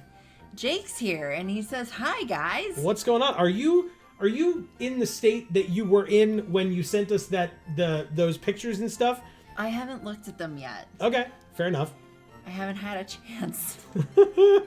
How are you here? Woo, he says. Jake, it's truly nothing that you said, I promise. I just escaped. Awesome. It's nothing that you said. We are ending the stream for the night. Yeah. I'm back in New York. Okay, well, so welcome you're not back. on a boat. That's awesome. He's not on a boat and... Airplanes. How do they work? Great inventions. No idea. Sad face. I'm so sorry. I'm sorry. We're actually way over time. Usually we stop around 10:30 or so. But thanks for this is awesome. Thank you for being here. Thank you so much. This is cool. Yeah. We'll talk. We'll talk. We know how this works. I heart you guys. If you're interested in the VoD, we'll have a VoD up, but obviously if you're just here to say hi to us, thank you for that's awesome. I mean, it's great to see you. You know, we can talk to you on the phone. And we're glad that you're home safely. Obviously, that's super important. Always. So Jake, thank you for being here. Hob says, Finn airplanes. No, it's effing airplanes. Okay. I was like, is this another freaking... No, he's trying to be polite and not just type out the full... Oh, actually, you wouldn't be able to type out the full word. That's probably why you can't. Well, it's not. Yeah. Okay. I was like, is this another, like, foreign language thing again? Because now they're just going to do it all the time and, like, spam me with it. Effing airplanes. How do they work? Jake says, sorry for the interruption and thank you kindly. No interruption. Never an interruption at all. You are always welcome. Always welcome. Oh, the sweat is dripping, man. I am very sweaty. Yeah, that's another reason why we're ending, because we have to turn off the AC when we do this, and so we've been streaming for over 3 hours, and it's very warm in here. Yeah, our brains are boiling. So anyway, you were reading things off. Yeah, Hopkey says, LOL, yes, I will do foreign languages each stream at least once now. No, you will not. No, you will not. Because I like you, Hopkey, and I don't want to block you. I'm the one with the mouse. You wouldn't be able to block. Oh, I'll do something. Battle says... Typo. I'm assuming it's Typhlosion. Oh, Typhlosion powered. Yeah. Okay, and that makes sense. Ow. For what that Typhlosion. Okay. Yeah, for what that card is. Okay. What that card is. Whoops. I'll take your word for it because I don't understand. But that's fine. Yeah. But yeah, Battle, check out our old Pokemon videos. Sure. We have a lot of them over on Video Games for All. My God, a lot of them. You can watch our... You can learn right along with Amy, to be honest with you, if you watch our stuff. Learn about Pokemon right alongside her. Yep. Hopkey says, it can be Spanish. Anyway, get cooled off, guys. I had fun here. Hee hee. We had fun with you too. I said I don't remember any of the Spanish. God I can read the Spanish. Fine. You read all the Spanish. Deal. Sounds great. Battle says cool. Yeah. All right. So yes, let's finish thanking awesome folks.